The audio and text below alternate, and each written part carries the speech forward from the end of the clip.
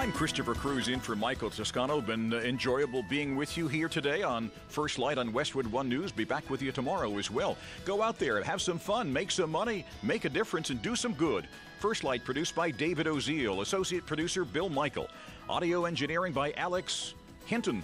It's Monday, February 18th, 2019. This is First Light from Westwood One News. On the next Mike Gallagher Show, how will President Trump's decisive action to secure border funding through his executive power be received by the voters? We'll have the latest details and all the relevant reaction from the Sunday talk shows. Also, how will Democrats attempt to stop President Trump's declaration of the national emergency? Will we see a legal challenge? You bet. We'll share the latest and get your thoughts. Join us for that and more right here on the next Mike Gallagher Show. Mike Gallagher on the Big Talker, KQAM, 1480 AM and 1025 FM. You can find out why Pizza John's is the choice for pizza in Derby for over 44 years. Pizza John's in Derby, the original purveyors of round meals and flat snacks, is more than just pizza. Lunches include salads, spaghetti complete with garlic bread, and Pizza John's of Derby is the hoagie headquarters of South Central Kansas. Dine in or carry out. Delivery after 5 p.m. by simply calling 788-2011 or quick and easy online at pizzajohnsderby.com. Pizza John's. This is a Steckline Communication Station, K273CX, FM 102.5 and AM 1480 KQAM. Wichita proud. It's time for your latest news from the KQAM News Center. Brought to you by MJ's Truck Repair of Mound Ridge, Kansas. Sales and service of the big rigs and trailers, plus ag diesel equipment repair on and off the farm.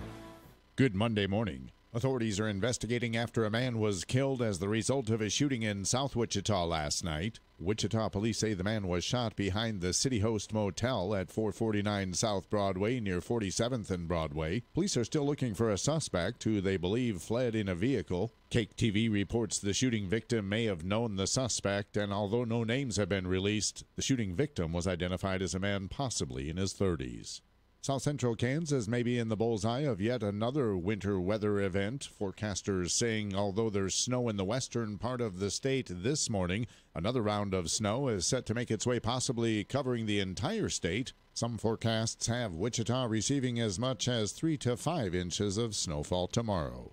And yesterday's date marked the one-year disappearance anniversary of 5-year-old Lucas Hernandez. The little boy's body eventually found under a bridge in rural Harvey County in May of last year. I'm Rick Everett, now with sports, Doug Downs. The Wichita State Shockers' 4-game winning streak came to an end yesterday at Cincinnati on the road. The Shockers 1-7 on the road this season, lost to Cincinnati 72-62. Head coach Greg Marshall says just didn't have enough to get it done. Didn't have enough today. We didn't get enough from our first 5 and didn't shoot the ball well. The Shockers stay on the road Wednesday at Tulsa. The Shocker baseball team has started out 1-3 on the season, dropping one yesterday to Pepperdine 13-8. The Shockers will now head for the UT Arlington Classic on Friday to take on Stephen F. Austin. From the sports desk, I'm Doug Downs. You can't handle the truth.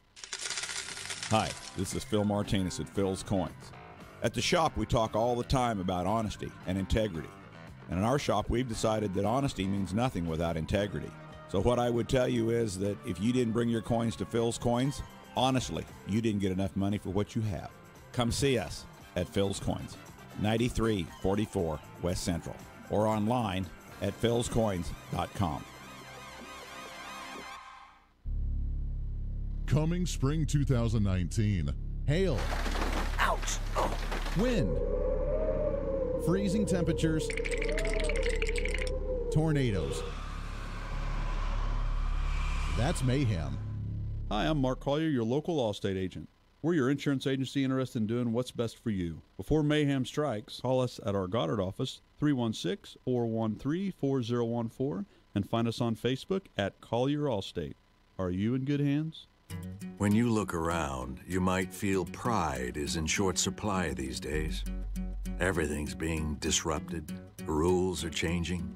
Everyone's scrambling to be the next flavor of the month. But at Ford, we don't measure in months. We've been around for 115 years, and we know the only constant is change. So, disruption? Yeah, it's what we do every day. It's also what's led us to build the world's first affordable car, the most beloved pickup truck on the road, the iconic American sports car. and the SUV most people think of when they think of an SUV. We know America was built on the backs of families like ours, so we still take pride in what we build and how we build.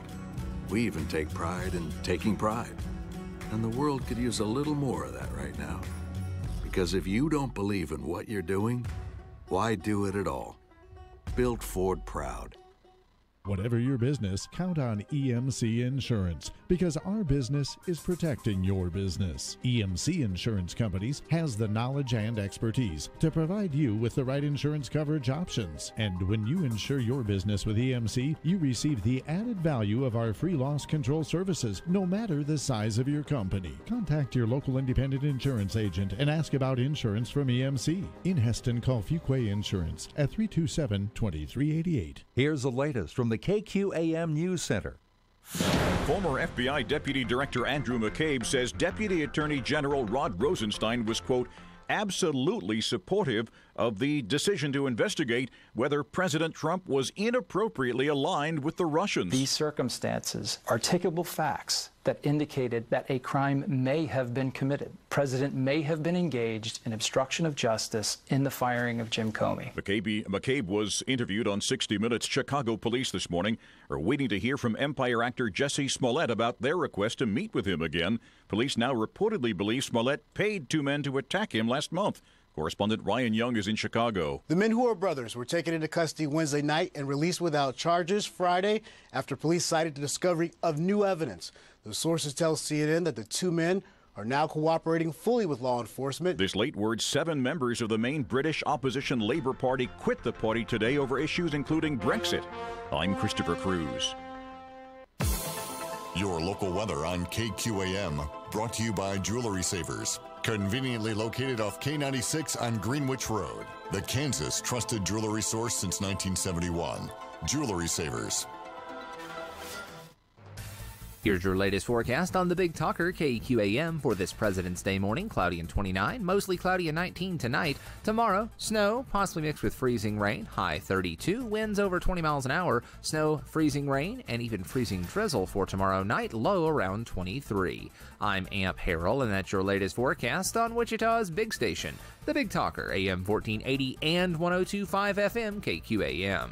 At 6:06, it's currently 15 degrees. Hey, it's Mark Walters. Join me for Armed American Radio right here on KQAM. Brought to you by Rob's Gun Tech and Firearms.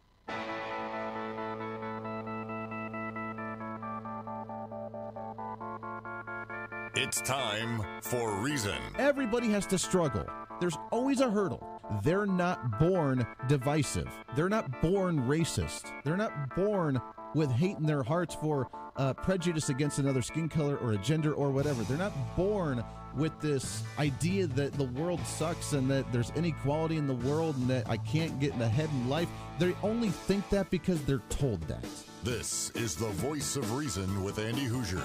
Then I'll get on my knees and pray. We don't get fooled again. Well, good morning, everybody. This is taking a day off, and I think that he's well-deserving taking a day off. This is your good friend, Jim Howell, Sedgwick County Commissioner, filling in for Andy. Of course, I can never do as good of a job as he does every day, but this is a lot of fun, and I do appreciate him giving me the chance to be on the air and talk to us a little bit about some things going on. Actually, we have a lot going on here in the county as well as in the state, and with that, I would like to just tell you that today is President's Day, which is why I'm not dressed up. Normally, as a county commissioner, I got to wear, the zoot suit. I got to have the suit coat on and the tie. I do that pretty faithfully every day I go to work. But today is actually a day off. You're not going to get mail today. I think most of the schools are out, things like that. So, President's Day, celebrate, I guess, the presidents. Actually, I'm not sure anybody celebrates our presidents. Maybe you should celebrate Donald Trump a little bit today, but he certainly created quite a bit of controversy with the emergency declaration. We might talk about that a little bit this morning. But really, I wanted to tell you, it's cold outside. If you're just now getting up and you haven't been outside yet, let me just tell you, it is cold. I checked the temperature a minute ago. It was 15 degrees. outside. Thankfully, very little wind. However, the wind chill still calculates on my phone as saying it's 1 degree Fahrenheit as it's extremely cold out. So grab a thick coat. You're going to want it today. It has been an interesting weekend. I don't know if you guys watched the game yesterday. Shockers unfortunately lost to Cincinnati. That was a big disappointment. I like watching them when I get the chance. The Daytona 500, of course, was on yesterday. That was a big, great big race. Very, very well televised and all over the news and everything. I'm not into NASCAR, but I could be. I guess it seems like a lot of fun, but I just don't have time for it. And I have not been following it, so I don't know any of the drivers these days. I did see it for just a moment on TV. I thought it looked interesting, and I guess it was a pretty good race. But that was also this weekend. But for me, as a political wonk that I am, the big thing this weekend was really the GOP state convention was this weekend. And what that meant for me was that Friday afternoon I took off and we went up to Topeka. Of course, the weather was pretty lousy, and so it was a bit of a interesting drive to get there. But we got there safely. I would tell you that the weather certainly had an impact on the attendance. The attendance was way down this year. I felt it was anyway. I have not read any official reports on this, but normally it's pretty well attended. But this weekend, it wasn't as much as I'd seen in the past. I'll just tell you as we're talking here, we are trying to get the video up on our YouTube Live. I think the sound is getting through. But Andy, he's a good engineer. He gets things done, but when he's not here, things get little, you have to figure things out sometimes. And so we're working on the video on our YouTube. And anyway, let you know we are trying to make this show available numerous ways. If you are listening in, you should hopefully you already got it. But just in case you're not aware of the other ways to listen, we are currently on 1480 AM, 102.5 FM. Excuse me, that's right, 102.5 FM. And our phone number this morning is 721-8255. You're welcome to call in if you have any questions or comments for me. And this first hour, I'm going to be basically just telling you about the convention. I've got a few comments about some things going on out in the county this morning. I'll talk about that. I do have 4 guests later on in the show. We've got the GOP, the outgoing GOP state chairman, Kelly Arnold, should be calling in around 7 o'clock. Then we've got a representative of the great organization called Youth Thrive. And if you don't know what that is, it is a mentoring program that's helping kids in our community. And you may know other mentoring programs that are out there, but this one's really different than the other ones I've seen. So I want to hear from Kara Matson at 7:30. 8 o'clock, I have Blake Carpenter, state representative, calling in, talking about what's going on in Topeka, plus maybe his comments regarding the state convention. And then at 8:30, we have Judge Kevin Smith, who is going to be in studio, and he plans on talking about some things he's working with the juvenile corrections. And that's a very interesting topic. There's a lot to talk about there. We're working on some legislation this year for some of the issues that he's dealing with as well. So that's kind of the lineup for today.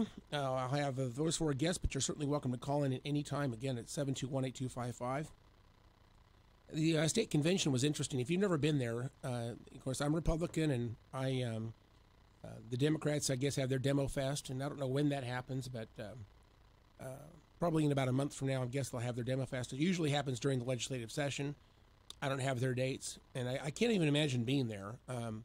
As I walk around the Republican convention, it's just filled with fun, and there's people everywhere. We have a lot of Republicans in office right now, and virtually everybody who's currently an office holder, they are all there. So if you wanted to see, Senator Pat Roberts or Senator Jerry Moran, you want to talk with one of them or get your picture taken with them. For example, he doesn't have to be here. He's no longer in office. Is he just interested, or what's going on? Well, we know what's going on. Obviously, I think that the reason he was so engaged is because he's, talking about a run for the U.S. Senate to replace Pat Roberts. And so he's fully engaged. He was all over the place. He didn't have a room. He did not didn't have his own social. A lot of these politicians will have a room they set up, and they will provide, food, drinks, coffee, donuts. If it's the evening, they'll have hors d'oeuvres and things like that. And so you can kind of find out who's currently elected and who wants to be elected by basically looking at these rooms and how much money they spend. Anyway, Jeff Collier was there, and it was great to see him. I'll just tell you, he's a man of class. He very gracious and a lot of fun. I'm proud to call him my friend. I did get to see Chris Kobach this weekend. He was also there, but you know what? He was a little bit more quiet. He did have a room. I think his intent was to say thank you for his supporters, and I did see him. I saw his family was there, but he wasn't really the social butterfly, I guess, that some of the other potential candidates for U.S. Senate. I don't think that he was quite as much of a social butterfly as some of the other ones were. I saw people like Insurance Commissioner Vicki Schmidt. She was there. She had her own room. I understand Scott Schwab was there. He's our Secretary of State now, although I never actually saw him. So I don't know what's going on with that. Maybe he was there, doing whatever, but I just didn't see him. Of course, he has a 4-year term, and I think his plans right now, as far as I know, is just to hold his office for the next 4 years, make things better. I did see Derek Schmidt, our Attorney General. He was there, and one thing that actually is very interesting is on the Saturday. Of course, this is a Friday evening, Saturday, most of the day type of event. I would tell you that on Saturday morning, each of the 4 congressional districts have their own room, and all the statewide elected officials will come through and give their speeches directly to a smaller group, and so we can actually, cheer and maybe ask a question or two, and they might tailor their speech for that particular group. And so we got to hear from Vicki Schmidt. I have not talked to Vicki Schmidt in many years, and it was kind of interesting to see her. I think she looks a lot like Bette Midler. If you know what Bette Midler looks like, she looks like Vicki Schmidt, and Vicki Schmidt looks like Bette Midler. That's just my opinion, of course. But dangerous to talk about women's looks. I don't mean to offend anybody there, but I just tell you, when I see them, they just think they're the same people. Derek Schmidt, of course, was there. We saw Pat Roberts and Jerry Moran. Jake LaTurner gave a very good speech. Of course, he's already declared for U.S. Senate, so he was very social. Roger Marshall also had his own area, and he did a tremendous job. Of course, I think he's running for a U.S. Senate as well. Well, tell you what, I'll tell you some more about the convention here shortly. It's about half after, so we're going to take a break here in just a moment. We're still going to work on our little video on YouTube and see if we can get that up. But for now, just stick with us. I will have much more to tell you about the convention, so come back after the break. Thanks.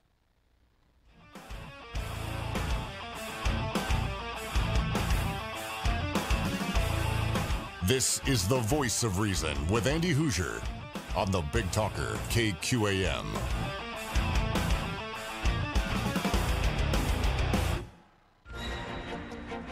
Ag News, Mid-America Ag Network. I'm Craig Mead. Good morning. Well, the work of the Pork Checkoff Science and Technology effort is determined by pig farmers and industry stakeholders. Pork Checkoff Senior Vice President Dr. David Pyburn says these farmer-driven committees establish research priorities. They determine in the area, let's take swine health, for example, what is our priority work that we want to do in swine health? Well, right now, of course, it's PRRS, it's also Mycoplasma, it's Seneca Valley virus, and there's a few other priorities as well. And then when you get to the foreign animal disease area, which swine health also covers, obviously it's African swine fever right now, top of the mind, as well as the other foreign animal diseases and diagnostics for those foreign animal diseases. And all of these research priorities are highlighted online. There's information up on our website, www.pork.org. www.pork.org. If you go to that website and you click on the research button, you'll see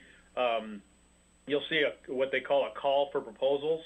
That's the research call for proposals. And if you pull up the 2018 call, which was what we just funded here in January, you'll see the priorities by committee and by research area on that call. Pork Checkoff Senior Vice President Dr. David Pyburn. In other news, the United States and China are expected to continue talks this week that will hopefully lead to an end to the trade war between the two economic superpowers.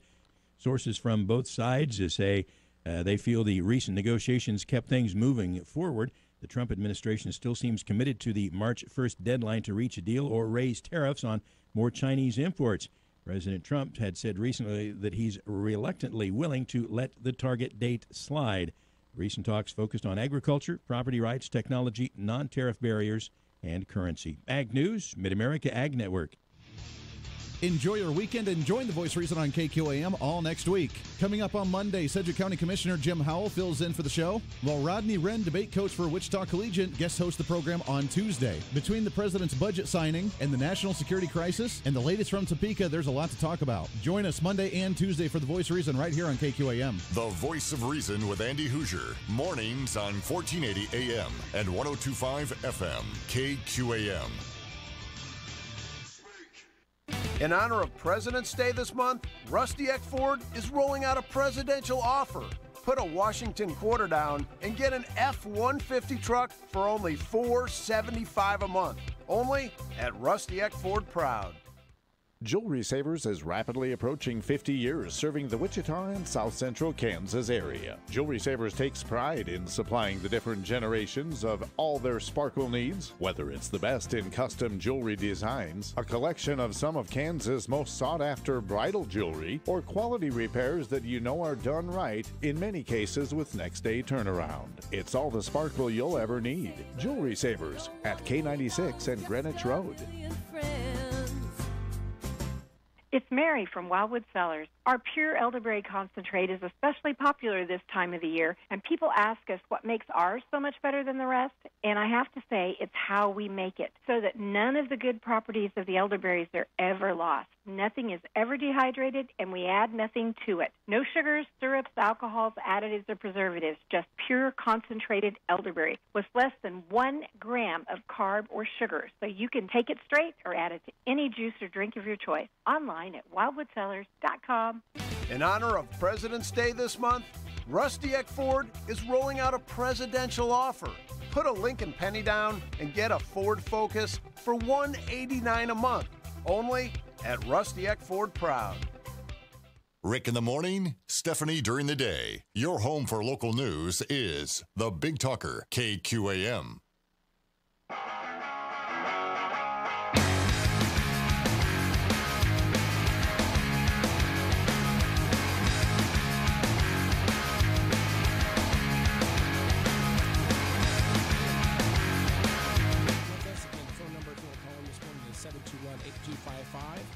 We're still trying to mess with our YouTube video, but that's why we love Andy. These things are always challenging, and Andy finds a way to just, scab things together, make them work. But you know how it is. Anyway, we are here. I want to say thank you to Stephanie Austin, who's running the switchboard this morning. She's doing a great job. There's a lot of little buttons over there to figure out, and I don't have to do any of that. So say thank you to her. Anyway, we were talking about the state convention, the state GOP convention. It was really a tremendous convention overall. We had a new slate of leadership was elected by acclamation. We only had one group of 4 people that were running for that office, and it's interesting. They try to create intentional diversity on that board. I think that requires 2 males, 2 females, and someone from each of the 4 congressional districts. And to do that, it's actually a lot of challenge to bring that team together. But they did that. They were able to get that done. And the guy coming in, his name, if I have this right, is Michael Knuckleman, is how I say his name. I haven't heard his name that much, but Michael Knuckleman is now our new state GOP party chairman. And if I didn't say this earlier, I wanted to say thank you to Kelly Arnold for years and years. He'll be on the show here at 7 o'clock, so we'll ask him some more questions about this. But Kelly Arnold's done a tremendous job over the last, I think about 8 years now. He's been the state party chairman. And maybe I'm a little bit wrong on my dates there. But anyway, he has done a great job. And Mike Knuckleman, he seems like a tremendous guy. He's an attorney from Olathe. He's well-spoken. He's a very conservative, good guy. Pledges to stand by the GOP platform, which, by the way, was one of my questions.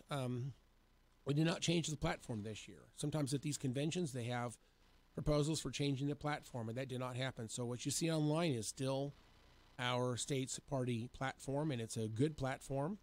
If you haven't read it, I would really strongly encourage you, if you're a Republican, to go out there and read that platform. You can find it. Just Google Kansas State Republican Platform, and you'll find that document very easily.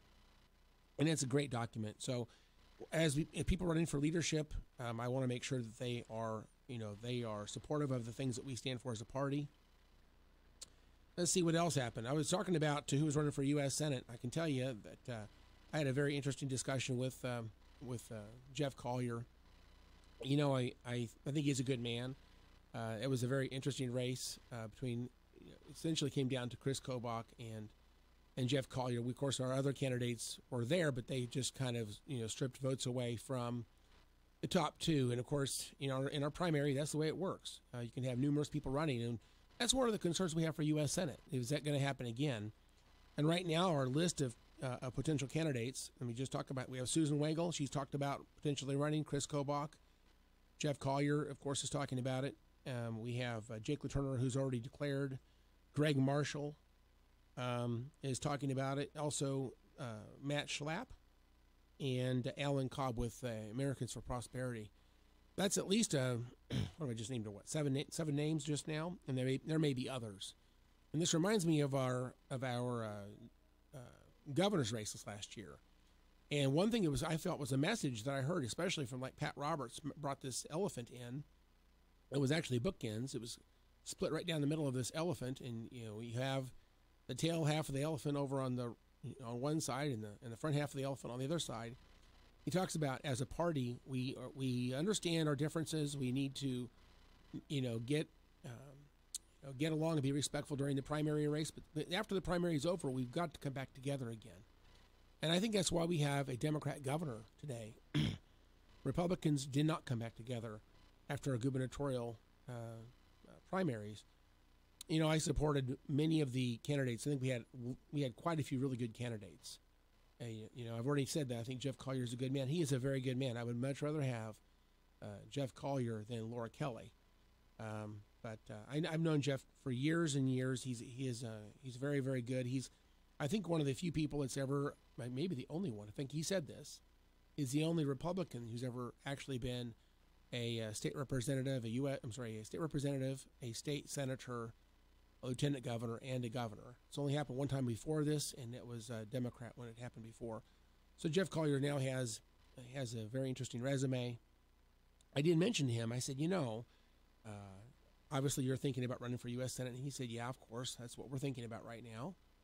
And so I said, well, I'm still convinced. And if you have an opinion on this, I'd like to hear from you. But I'm convinced that Pompeo, although he says he's not doing it, I know that Trump says he's not doing it, but I think he's doing it. I think that we will probably not hear from Pompeo on this until around May of 2020, basically about a month before the final deadline. My opinion is I think Pompeo will switch, jump horses and get into the U.S. Senate race.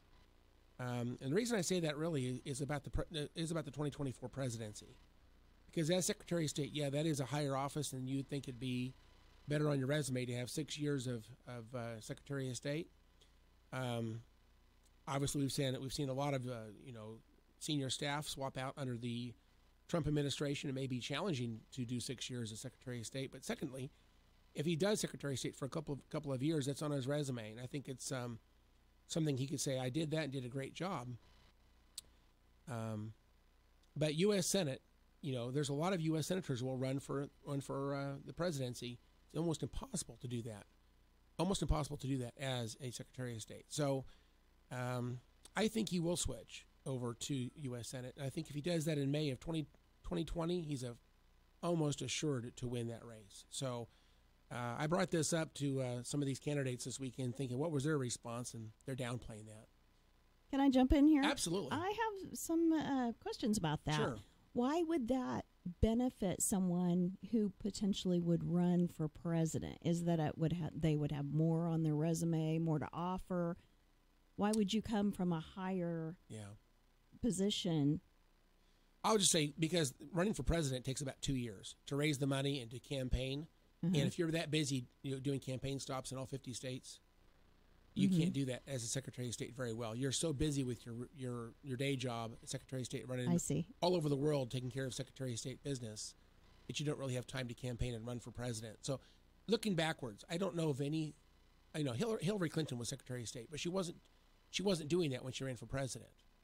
And so I think that, my opinion is, as a U.S. Senator, you have much more opportunity, I believe, to actually campaign for president as a U.S. Senator.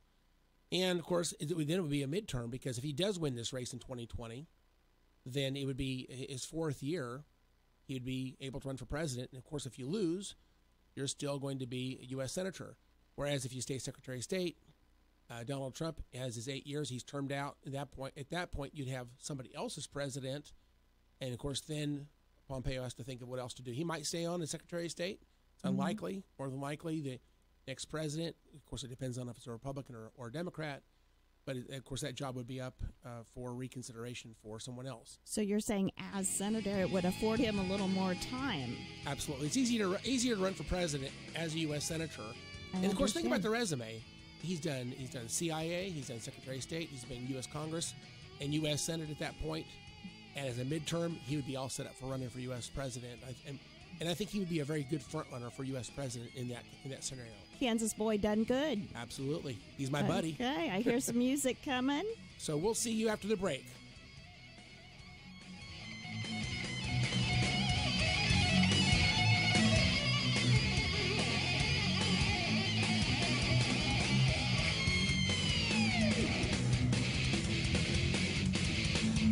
The latest news from the Big Talker, KQAM.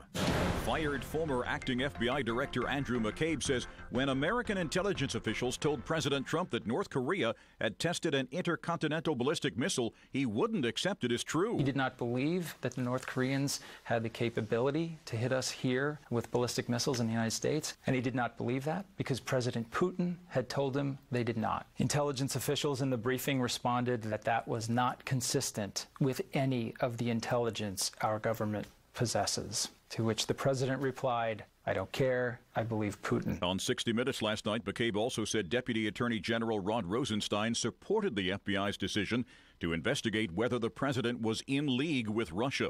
Chicago police reportedly believe actor Jussie Smollett orchestrated his own attack last month.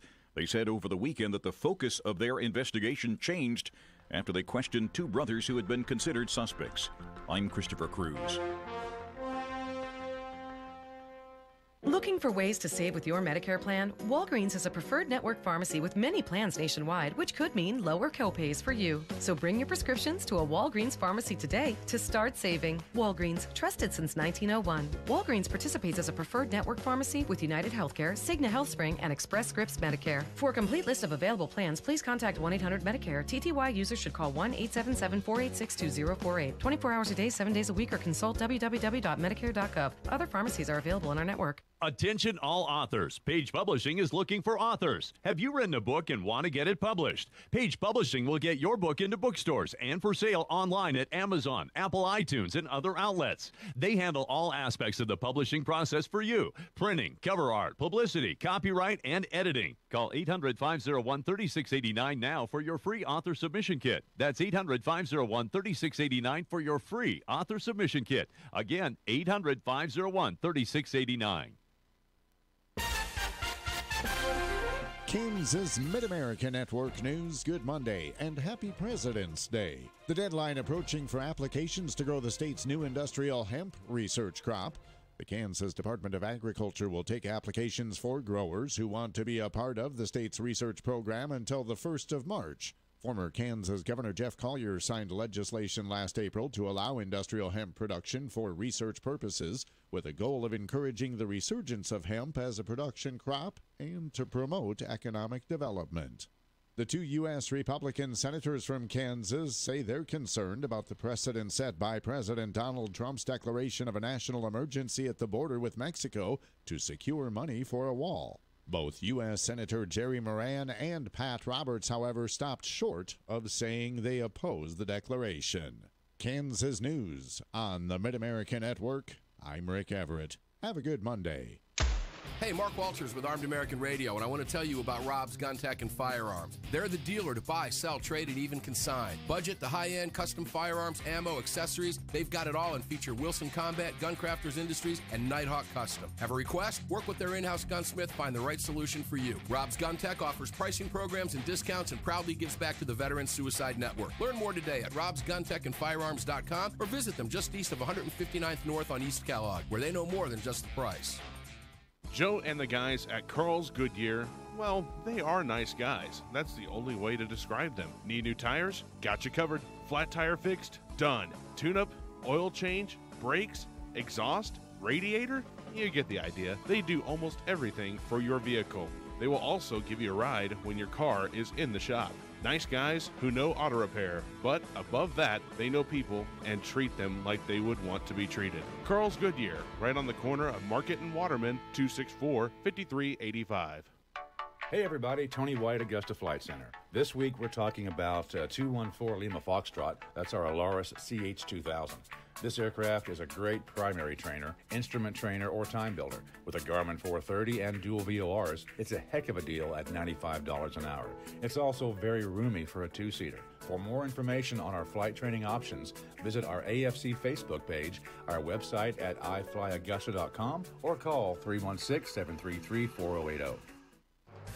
Here's your latest forecast on the Big Talker KQAM for this President's Day morning. Cloudy and 29, mostly cloudy and 19 tonight.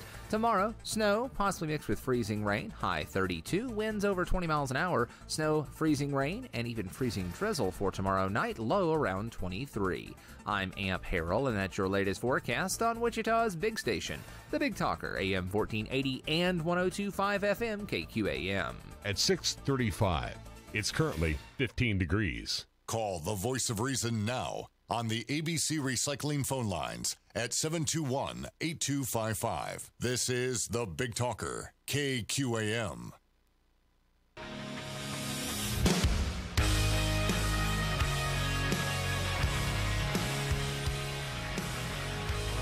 we're back this morning. Thank you for being with us. Andy Hoosier taking his day off. At least he's trying to, but he apparently decided to help us a little bit of troubleshooting. We're having some difficulties with the YouTube video, but it's really not it's not our fault. It's not inside this room. It's we've confirmed it. Don't blame the part-time girl. It's fine. It's not the part-time girl. It's not the part-time girl. Stephanie's doing the internet.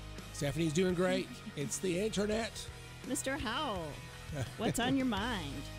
Well, so we were talking about, who's going to run for different offices. Of course, U.S. Senate's the big deal going on in Kansas this year.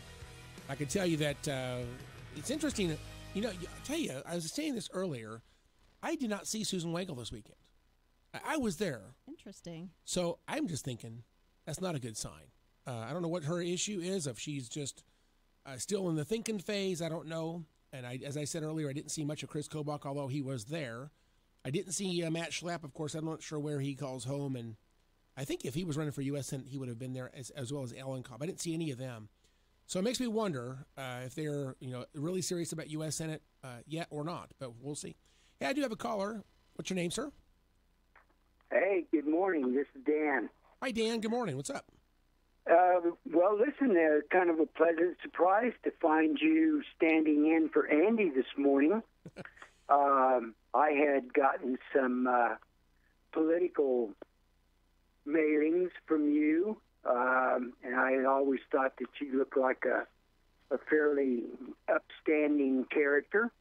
I hope you're behind our Second Amendment rights. I haven't heard you say so. Well, let me just tell you that when I was in the state legislature from 2011 through 2014, the one thing I worked on more than anything else was Second Amendment advancement. In fact, I found myself being on the board of directors at the Kansas State Rifle Association, and I still am. And so we're, just to let you know, Dan, we're planning a annual meeting here. I don't know if you're from Wichita or not, but we're planning an annual meeting in April this year out at the Marriott Hotel out east in Wichita. And we're going to have Mark Walters, Armed American Radio, here in person to be our keynote speaker. And if you're not part of the KSRA and you don't plan on attending that meeting, please reconsider. This is going to be tremendous. In terms of my opinion of Second Amendment, I am all over it. But I appreciate Appreciate the question. Any specific issues there that you want to talk about? No, I do appreciate that information. I wasn't aware of that particular event coming up in April. Now that I know about it, I'll keep it in mind. The only other thing I have, and I do thank you for all your attention and your time to making us a better city, a better state. I do live in Wichita. The only other thing I had, just on the last newscast, they mentioned about Moran and Roberts being somewhat reluctant about Mr. Trump's decision with the border wall. Right.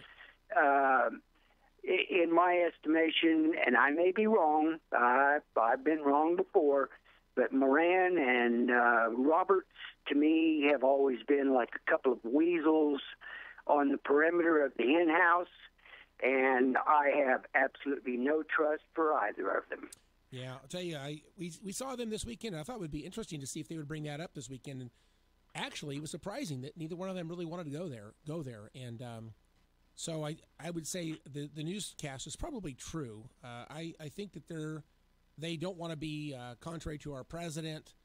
I think they want to support the president, but I think they both are having probably less support for this particular issue on Trump's declaring an emergency. I don't know if you heard the hour before we started here at 6 o'clock. The hour before that, they spent on the KQAM dial. The speakers there were talking about the nation is split on this. Even Republicans are split on whether this is good or bad. And so, I like the idea that Trump is bold. He gets stuff done. I am not split. As far as I'm concerned, if we don't have a secure border, we don't have a secure country. Yeah, I totally agree with you. And I don't have the sound effects that Andy uses, but I would go ding, ding, ding, ding, ding.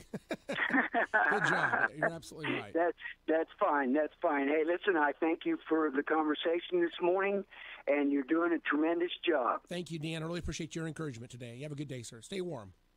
All right. Bye. Well, anyway, back to the. If anybody else wants to call in and weigh in, you're welcome to do that. You do that at 721-8255 or 721-TALK.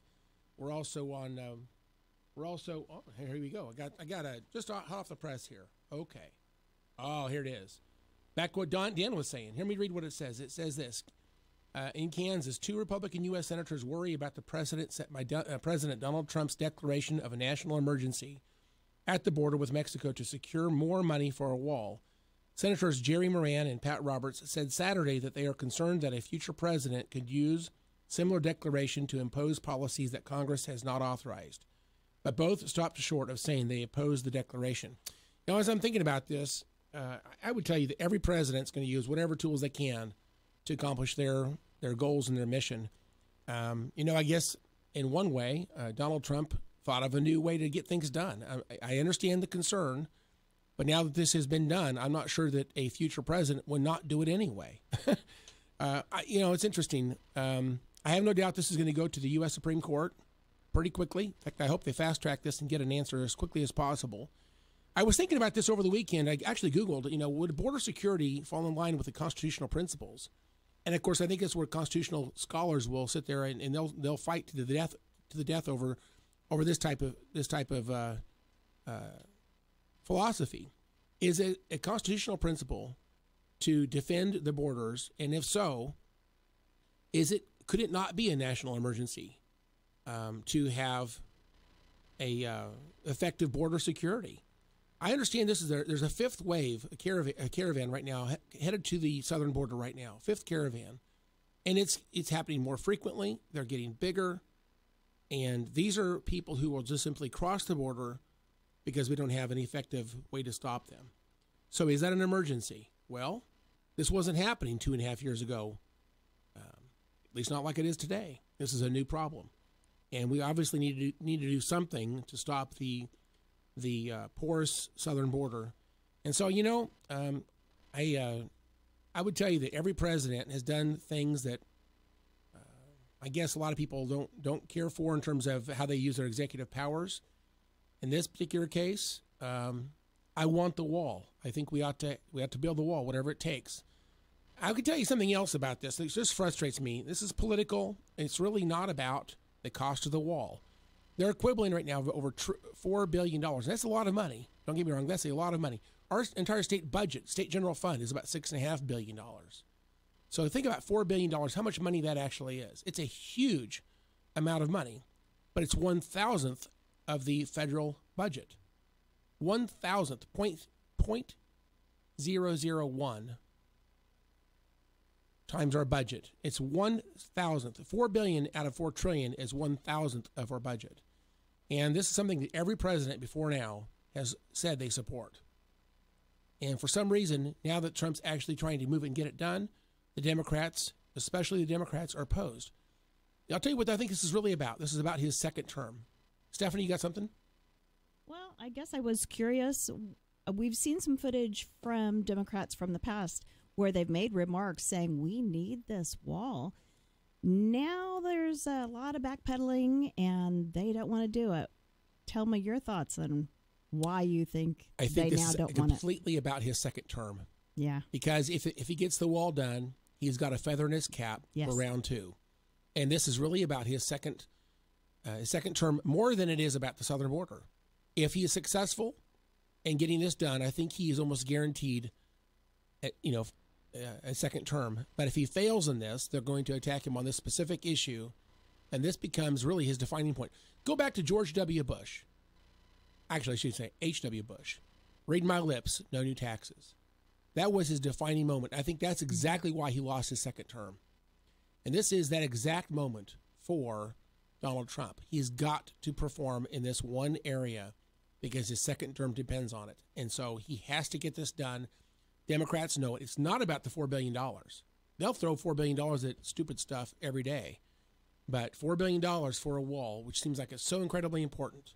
They're willing to shut the government down for over 30 days, over $4 billion. I think it just shows how passionate they are about him not getting a second term. Are you saying a grudge, maybe? Is this this is politics at its worst? What would happen for the constituents of these Democrats? Is this going to end up voting them out? Well, I think everyone's going to be looking at this as a talking points going forward. You know, every 1/3 of our senators are up this year, and they're terrified of this topic. I think that they're, Republicans want to say we supported the president, because I think for Republicans, Donald Trump is still pretty popular, and I would agree. So they want to show support. They don't want to. Again, we talked about Jerry Moran and Pat Roberts. They don't want to tell their constituents that they did not support a Republican president, but they also, they come up with this idea that they're concerned about how this will be misused in the future. Listen, if it could be misused, even if Donald Trump was to back off this right now, do I think that they're not going to misuse this in the future? I think that cat's out of the bag. Well, misuse it. How about use it? Yeah. You voted yes or no.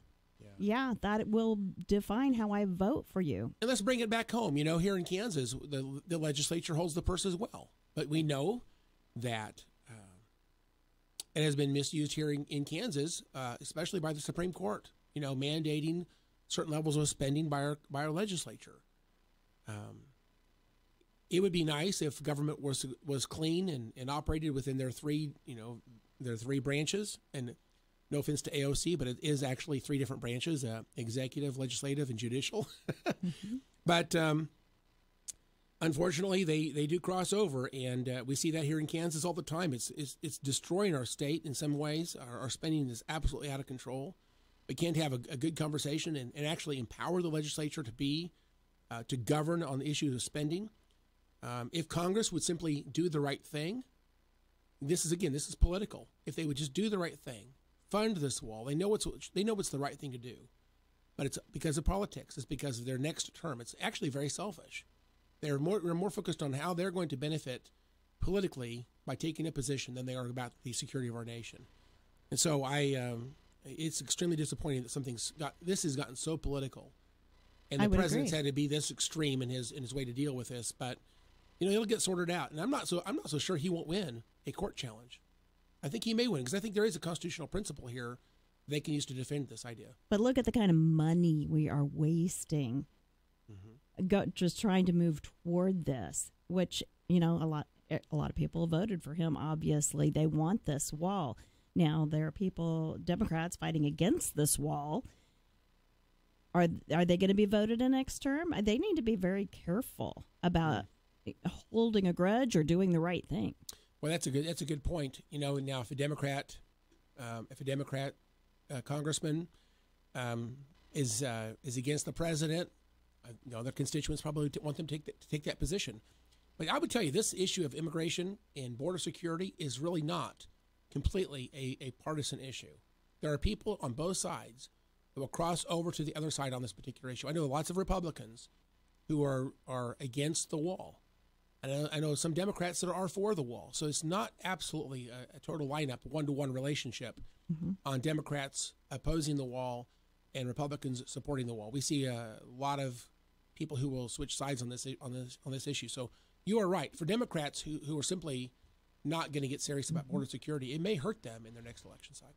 You know what? You're absolutely right. And I am glad to hear that it is not totally a partisan issue, because I would like for them to vote their conscience. Right. Well, and do the right thing. That's what we elect our representatives to do. We want them to be pure and principle driven, and to do things that make sense. And sometimes it may not be popular, but if it's defensible and it makes sense, it's based on principle, we want them to lead and make our country go in the right direction. And this is one of those issues where, honestly, we have to have border security. With a country without borders is not a country. And right now, there's just no control. I'll tell you what, maybe in the next segment, we can talk about what are the solutions for immigration. I think, actually, I'll break it down and give you my idea. And if you guys want to call in, give us a call at 721-8255. But I have a couple of ideas on how we should fix immigration in our country. Of course, this is not a county issue. This is a federal issue. But anyway, it is time for a break. Let's go ahead and take a quick break, and we'll come back and talk about this some more. Thanks.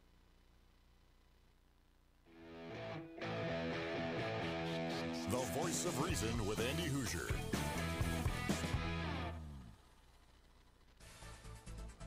Market information, Mid-America Ag Network. Markets are closed Monday for the President's Day holiday. Back in business as usual on a Tuesday. Had kind of a tough day on Friday. A lot of activity in preparation for the long weekend. March corn unchanged, 374 3/4. May down 1/4 cent at 382 3/4. March KC wheat down 5 at 476 1/2. May Kansas City wheat down 3 3/4 at 484 1/2. Soybeans did better. March beans up 4 at 907 1/2. May beans up 3 3/4 at 921 1/2. Later months were all in the green. March soybean meal up $1 at 306.50. May bean meal up 90 cents at 310.50. So not a bad day for soybeans. Oil was also higher. March bean oil 6 points higher at 29.95. May was up 5 at 30.28. So all was not lost when it comes to grains and soybeans, but Kansas City wheat did not have a good day. We saw some mixed numbers in the livestock complex. Hogs were predominantly higher, but cattle mostly lower. February live cattle, the lone bright spot here, up 50 at 126.62, but April fat cattle down 20 at 127.17. Later months were all down. March feeders down 147 at 142.60. April feeders down 127 at 145.22. Again, all the later months were down. As we pointed out, hogs were the bright spot. April hogs 59.52, that's up 82. May hogs at 68.45, that's up 75. And most of the later months were in the green when it comes to hogs as well. So good day for hogs, not so much for cattle all in all. Cotton had a decent day. March cotton 9 points higher at 70.22. May cotton was up 15 points at 71.86. So we saw mixed numbers all through the futures markets as we wrapped up on Friday. Once again, markets closed Monday for the President's Day holiday. Back in business on Tuesday at the usual time. Market information, Mid-America Ag Network. The National FFA organization has more than 660,000 members nationwide and well over 8,000 local chapters across America. And February is our month to say thank you to them all. From education in agri-science to biotechnology, the National FFA organization helps students ages 12 to 21 take that next step in education and experience. And we give thanks and appreciate each local chapter, each FFA leader, and each FFA student in Kansas with KQAM Radio. Brought to you by the Comark Energy Co-op, the Kansas Wheat Commission, MJ's Truck Repair, and Pride Ag Ace Hardware of Maize. Don't miss more ways to save on a new Bobcat compact track loader at White Star Machinery. Choose a cash rebate up to $10,000 or take advantage of 0% financing for 60 months with no payments for 90 days with approved credit. Put Built Tough priced right Bobcat equipment to work and get peace of mind with our 2-year, 2,000-hour full warranty. Why wait? Start saving today. Check it out on our website, whitestarmachinery.com. White Star, get the job done. Hi ladies, it's Tiffany talking about my all-time favorite home decorating source, Jabara's Flooring Outlet. You've heard of Jabara's Flooring for years. They have the largest selection of carpet, wood, and all your favorite floor coverings in the state. And right now, they are offering a free Sonic Clean Soft Carpet Vacuum with every qualifying carpet purchase. Who doesn't need a new vacuum? Am I right, ladies? So take it from a real shopper, someone who loves a great deal. See Jabara's for your new floors. Like they say, the smartest shoppers shop Jabara's. 17th and North Broadway, Wichita. Picture yourself in a hat. Anyone can look good in a hat. Whether making a fashion statement or dressing for activities, Hatman Jack's has the finest selection in the state. Driving caps, western hats, fedoras, fur and leather hats, all very affordably priced. And ladies, we are your hat headquarters. Come in and see why hat lovers from around the nation make Hatman Jack's their destination. At the Clock Tower in Delano. Hatman Jack's, 601 West Douglas. Whatever your business, count on EMC Insurance, because our business is protecting your business. EMC Insurance Companies has the knowledge and expertise to provide you with the right insurance coverage options. And when you insure your business with EMC, you receive the added value of our free loss control services, no matter the size of your company. Contact your local independent insurance agent and ask about insurance from EMC. In Augusta, call the insurance guys at 775-0606. Kansas State politics at its best. Catch the latest only on the Big Talker, KQAM. All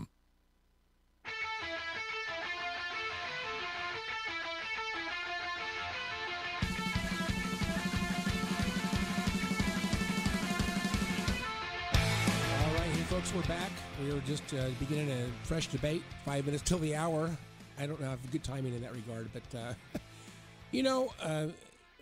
Dan raised a couple of interesting points, and I guess I want to just talk about that for just a moment here. But Stephanie and I were just talking about this during the break. But who actually is coming across our border? Can we establish what is actually fake news and what's real? We see these caravans coming across, and we see all these women and children, but we also hear reports that the majority of the people coming across the border really aren't women and children. They are, middle, say, 30-year-old males, and there's a lot of them. And they're coming across the border. Why are they coming across? What is their intention? Are they bringing skill set with them? Or are they bringing illegal activities when they get here? What's going on really? We need to break through the fake news. Are these migrant workers actually looking for jobs? Why are they coming with AK-47s?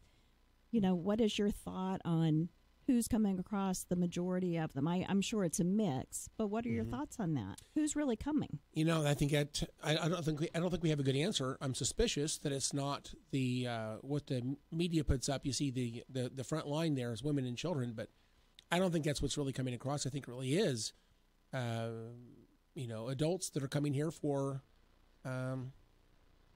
illegal activity. I'm sorry, I'm a little bit suspicious. I don't think that they're coming here just to work peaceably in our communities, and they're just looking for a job. I had someone talk to me a week ago, and they said, I don't think the number was right. I can't find the right number. So if somebody out there has the right number, please tell me what that is. But enormous number of children coming from Guatemala, and they're headed towards the United States, and they're seeking asylum because their homeland is in such turmoil. So my question would be, why are they traveling not just outside the danger zone, but they're traveling clear to the United States, which is over a 1,000-mile track, to get here to avoid conflict in their homeland? It's not about just getting away from conflict. It's about something else. But anyway, if that's true, I don't know if it was 70,000 or what number was they gave me, but it was a very large number of kids. I probably did mishear that. That seems like an awfully large number. Well, we can say it's several thousand. It is. Okay. And say they come to Kansas. We have 50,000 students in our schools right now. In Wichita, you mean? In Wichita School District has 50,000. And you think about in Kansas, roughly we have 3 million people living here. We have I have 250,000 roughly kids in our schools, maybe not even quite that high, and we spend about $14,000 over each year to educate these kids. We don't ask them if they're citizens or not. If they're here, we educate them. Think about the cost of educating these students coming across into the U.S. It is just enormous cost to taxpayers. We want immigration. Legal immigration is absolutely important to this country. But there ought to be a process, there ought to be a way to do it legally. And right now, it's just so complicated. We almost encourage them to do it illegally because it's easier. Listen, stick with us through the break. We'll talk about this some more. Hopefully, give us a call at 721-8255. Thanks for sticking with us.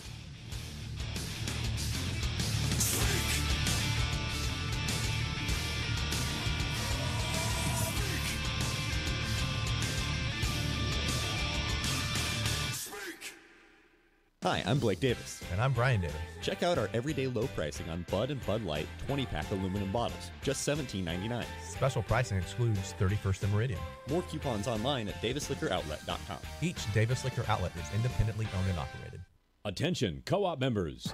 In conjunction with Countryside Motors in Wellington, all co-op members and their families qualify for additional rebates on Chevrolet, Buick, Hustler turf equipment, and Polaris vehicles. This exclusive fleet rebate program is only being offered by Countryside Motors in Wellington, Kansas. Offers are not being published to the general public. They are available to co-op members in Kansas or Oklahoma. For full details, contact Countryside Motors in Wellington at 620-326-7433 or online at countrysidemotors.net. Hi, I'm Brian Davis. And I'm Blake Davis. Inviting you to check out our pricing of 3-liter box wine. Boda Box and new Barefoot boxes, just $18.99. And don't forget, Thursday is wine day. Save 20% off most wines.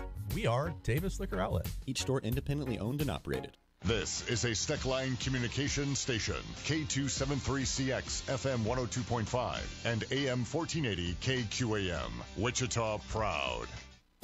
It's time for your latest news from the KQAM News Center. Brought to you by Phil's Coins, Kansas's largest coin dealer at 9344 West Central. Phil's Coins, buying, selling, and trading with honesty and integrity.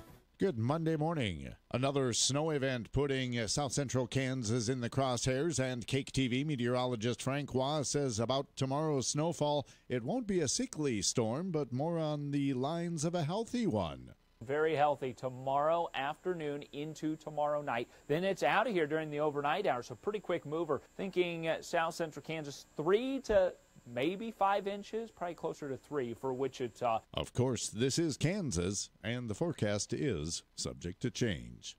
Authorities are investigating after a man was killed as the result of a shooting in South Wichita last night. Cake TV reports that Wichita police say a man was shot behind the City Host Motel at 4449 South Broadway near 47th and South Broadway. The shooting victim died at the scene. Police are still looking for a suspect who they believe fled in a vehicle. It's also believed the victim may have known the suspect. Although no identity has been released of the shooting victim, police say he appears to be a man in his 30s.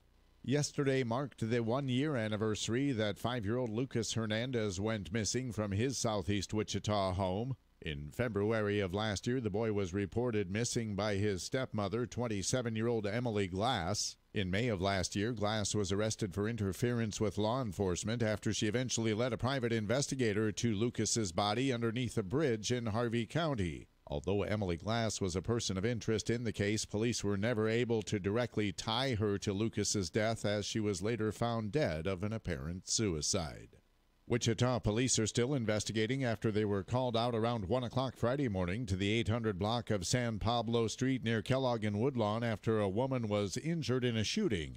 Police say a 58-year-old woman was inside the home, heard a knock at the door, and was shot in the back while inside the home. Her injuries not considered life-threatening. Wichita police asking anyone with possible information to call law enforcement. Now sports. The Kansas State Wildcats ended a 9-game winning streak over the weekend with their loss to Iowa State. Now they have a quick turnaround, and they have to head to West Virginia to take on a struggling Mountaineers team in a big Monday matchup tonight. They will maybe have to do it without the service of Dean Wade. This is where a quick turnaround doesn't help us, but it is what it is. We got to deal with what the schedule brings us. Tip off at 8 o'clock. You can hear the game on 1480 AM, 102.5 FM, KQAM. Wichita State 72-62 lost to Cincinnati yesterday, dropped a 4-game winning winning streak for the Shockers. The Shockers will stay on the road Wednesday at Tulsa. From the Sports Desk, I'm Doug Downs. The Laundry Station in Wichita is Kansas' premier laundry services provider. The Laundry Station has machines for all of your needs in the Wichita area. In fact, the largest machine can handle 10 loads at a time. And for those of you who are not do-it-yourselfers, the Laundry Station's premium wash, dry, fold service allows you to drop off and pick up your laundry the same day in most cases. Conveniently located in the heart of Wichita, on Oliver at Kellogg.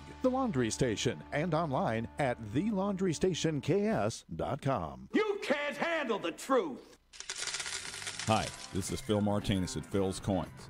At the shop, we talk all the time about honesty and integrity. And in our shop, we've decided that honesty means nothing without integrity. So what I would tell you is that if you didn't bring your coins to Phil's Coins, honestly, you didn't get enough money for what you have. Come see us at Phil's Coins, 9344 West Central, or online at philscoins.com. Right now, it still gets cold and it's hard to keep things hot. Pretty soon, though, it'll be hot and hard to keep things cold. Be ready with the latest from Yeti at Pride Ag Ace Hardware of Mays. When you want the best in temperature control, one name stands above the rest. And when it comes to Yeti, Pride Ag Ace Hardware of Mays has you covered. From mugs to jugs, coolers to flips, backpacks, and more. Pride Ag Ace Hardware is your Yeti store. The store that takes pride in serving you. Pride Ag Ace Hardware of Mays. Now back to the KQAM News Desk.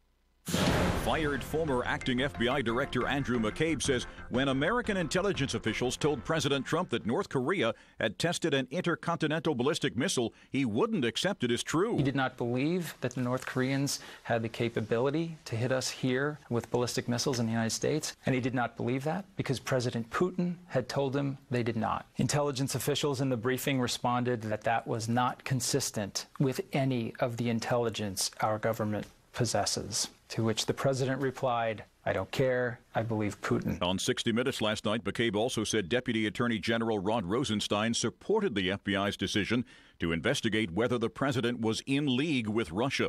Chicago police reportedly believe actor Jussie Smollett orchestrated his own attack last month. They said over the weekend that the focus of their investigation changed after they questioned two brothers who had been considered suspects. I'm Christopher Cruz. Your local weather on KQAM. Brought to you by Derby Mattress. No dancing animals, no gimmicks. Your locally owned hometown mattress store at 105 South Baltimore in Derby. Here's your latest forecast on the Big Talker KQAM for this President's Day morning. Cloudy and 29, mostly cloudy and 19 tonight. Tomorrow, snow, possibly mixed with freezing rain, high 32, winds over 20 miles an hour, snow, freezing rain, and even freezing drizzle for tomorrow night, low around 23. I'm Amp Harrell, and that's your latest forecast on Wichita's big station, the Big Talker, AM 1480 and 102.5 FM KQAM. At 7:06, it's currently 15 degrees. Wichita's home for talk radio. This is the Big Talker, 1480 AM and 102.5 FM, KQAM.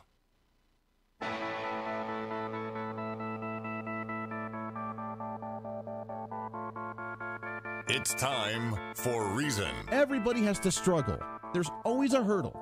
They're not born divisive. They're not born racist. They're not born with hate in their hearts for prejudice against another skin color or a gender or whatever. They're not born with this idea that the world sucks and that there's inequality in the world and that I can't get ahead in life. They only think that because they're told that. This is the Voice of Reason with Andy Hoosier. When I get on my knees and pray, we don't get fooled again. Good morning, everybody. Thank you for being with us this morning. This is Jim Howell filling in for Andy Hoosier. He needs a day off, and I hope Andy's back to sleep. We did bother him a little bit this morning with some technical difficulties, but he needs a day off once in a while, and so I hope he's taking that well-deserved day. Today is President's Day, which is why I'm here. I'm not even dressed up. I'm wearing jeans, and it's kind of fun to be dressed down. Today's President's Day. Schools should be out. The mail will not be delivered. The banks are closed. You know, this is not a bad day for that because it is cold outside. I just checked the temperature again. It hasn't changed. It's still 15 degrees, and wind chill went down by 1, so now it's 0. There isn't one. No, there isn't one. It's zero. Anyway, so if you haven't been outside yet, please grab a thick coat before you do because it is really cold. And I feel sorry for people who have to work outside today. And I want to say a shout out to Sedgwick County. We have lots of staff who deal with things in the outdoors, all kinds of folks. So especially people like firefighters, emergency personnel, or EMS as they take calls, tend to car wrecks and things like that. And the road crews, they have been phenomenal. We actually have we have excellent road crews in Sedgwick County. Excellent, thank you. Yeah, and so they do a tremendous job, and they've got to be out there in this nasty weather. But thankfully, roads today are actually pretty good. Yes. So we didn't have any bad precipitation overnight. So it's not a bad drive, but it is really cold outside. Hey, listen, I do have a caller. It's one of my special guests, actually. I want to give a shout out to Kelly Arnold. Kelly, are you on the line? Hey, good morning, Jim. Good to be here with you and the listeners today. Well, good. Thank you for being with us. Kelly Arnold is one of our county-wide elected officials. His position in the county is county clerk. He runs a great office. He's one of the 10 non-judicial elected officials. I'm also one of those. I sit on the board of 5, but Kelly is an executive office because he is the county clerk and does a great job. But even more important than that, he's just finished his I don't know how many terms you've had there, but the state GOP chairman, and you've done a tremendous job. And as I say, thank you for your service to our state. Our state is better off because of all your hard work. You've done an excellent job leading our state. You've been involved in raising money and promoting candidates, getting people elected. And, of course, this weekend was a big weekend with the state GOP convention, and you were there. And we wanted to give you a lot of applause and lots of Thanksgiving because you did a great job there.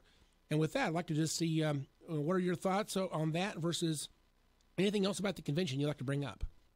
Sure. Well, thank you. Yeah, it's been a great run for the last actually 6+ years as chairman. I've been able to have a lot of accomplishments with our team during that time. But yeah, as you speak of the cold weather, we did have some of that this weekend, but that did not stop our attendees from coming out to Topeka. We had over 500 people there this weekend, just having a really good time, meeting with other Republicans across the state, talking to their elected officials. This is one of the few times I like to tell people, you can come there, any person can come there, and have an opportunity to directly talk to each and every single one of their elected officials, and give their input and ask questions and then of course learn more about the Republican Party and what we're about and what we're doing. And so it was a really successful weekend. Yeah, it was a tremendous. I don't know who does all the planning on that, but man, there's a lot of work. We had, I would say altogether must have been at least 20 different receptions going on at different times. We had evening receptions, we had morning receptions, we had special speakers. Sean Spicer came in. I don't know if you were a part of that, bringing him in or not, but that was an excellent choice. He did a great job. Yeah, Senator Jerry Moran had helped bring him in. Sean's actually a good friend. Got to know him years ago back at the RNC when he worked there, and he's got an interesting story. And of course, everybody, most people know him as President Trump's former press secretary. But had a great event. Learned a little bit more about him. We worked as much as we could to turn him to become a Chiefs fan. But yeah, no, it was a good weekend. We have a really good outgoing team for the Kansas Republican Party. People that have been working hard for Republicans across the state. But we also have a really good team coming in as well. Mike Kuckelman was elected chairman, who's out of the 3rd district area, and will do a great job leading. He brought on a team member from Wichita, Bob Duell, who will be our next state party treasurer. Bob's got a lot of experience helping candidates, helping the political party, and will be a good asset for them. Can you talk about the other two people? Because if I understand correctly, this is meant to have some intentional diversity in terms of congressional representation and also male and female. So I notice there's 2 males and 2 females, and then I think all 4 districts are represented. Is that correct? Yeah. So typically what we try to do is represent each of the 4 congressional districts, and that's been pretty consistent for pretty much as long as I've been involved, for 20 years now. And we do have a rule that the chair and vice chair would be of opposite sex. And so for the vice chair is Virginia Crossland-Mock. She has been a party activist and been engaged into the party for, well, as long as I can remember, helping candidates win, helping raise money for candidates. So she'll be good. She's well known within the party. And Emily Wellman will be secretary. And Emily has actually worked for a number of electeds, specifically Senator Pat Roberts. And she has been a very good volunteer for the party throughout the years. She's somebody we have relied on to help, promote the Republican Party at the Kansas State Fair. She sets that up, does all the work on that, and and then of course has helped in many other areas as well. So we got a very experienced team, very diverse team, and they will hit the ground running. Well, I have a lot of faith in this team. I'd love to see the party come together the way they did this weekend. We actually were able to vote them in by acclamation. All four of these folks came in. It was just great to see the Republican Party kind of all on one page. Sometimes we see competition, and of course that divides our party somewhat when we have people on different, supporting different people. But then we as Pat Roberts said, at the end of the day, we have to come together. But in terms of this leadership team, they were a strong team, and the whole state supported them on the very front end. And I have great confidence in their leadership. And you mentioned, some of the connections that people have to other politics. Bob Deuel was the treasurer for Chris Kobach this last round. Is that correct? Yeah, that is correct. He was the treasurer, and got to learn how to do the books and on a statewide level, which he'll be able to bring that experience immediately to the state party. The Republican Party, as we reported, in this last year, we raised over $2 million, and that is a lot of transactions of money both coming in, but then money going out to help our candidates, and keeping track of that is a very a daily task. Well, he's one of our he's one of the people that's pretty well known here in the local community. He's a very successful businessman. He's been involved in many campaigns, and of course his last name is Deuel. I always want to say Bob Dole, but it's not Bob Dole. It's Bob Deuel. I have caught myself a couple times doing that. Obviously, I have a lot of appreciation for our great Bob. Yeah, Dole. I'll just tell you, if people want to get involved in the party, they want to get to know these folks or be involved more deeply because they believe in the principles of the Republican Party. And by the way, I love our platform. I think our platform is excellent. And anybody out there that says, I'm not sure if I'm Republican, or maybe they consider themselves to be unaffiliated, but they go read our Republican platform, I think it draws people into wanting to be a supporter because it is such a great platform that I believe in the principles of our platform. And these folks also support the platform. They said that there at the meeting this weekend. I have total faith in their leadership, and to move those principles and the ideals forward, we have got to have good leadership. And I know that they'll do a great job. And Kelly, you have done a tremendous job, and I've known you for years. You do a great job here in the county. Your office is one of the easiest offices. You're non-controversial. You just do your job, and office runs like a well-oiled machine. But in terms of your party leadership, we've really got through an excellent time under your leadership.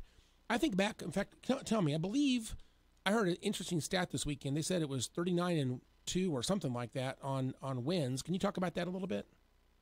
Yeah, sure. So one of the things that I've been a part of that we instituted a few years ago, really starting with the 2010 election, is what we call the Clean Sweep program. And if you recall, back then, the outgoing elected officers and those running were 5 of the 6 statewide were all Democrats under Kathleen Sebelius.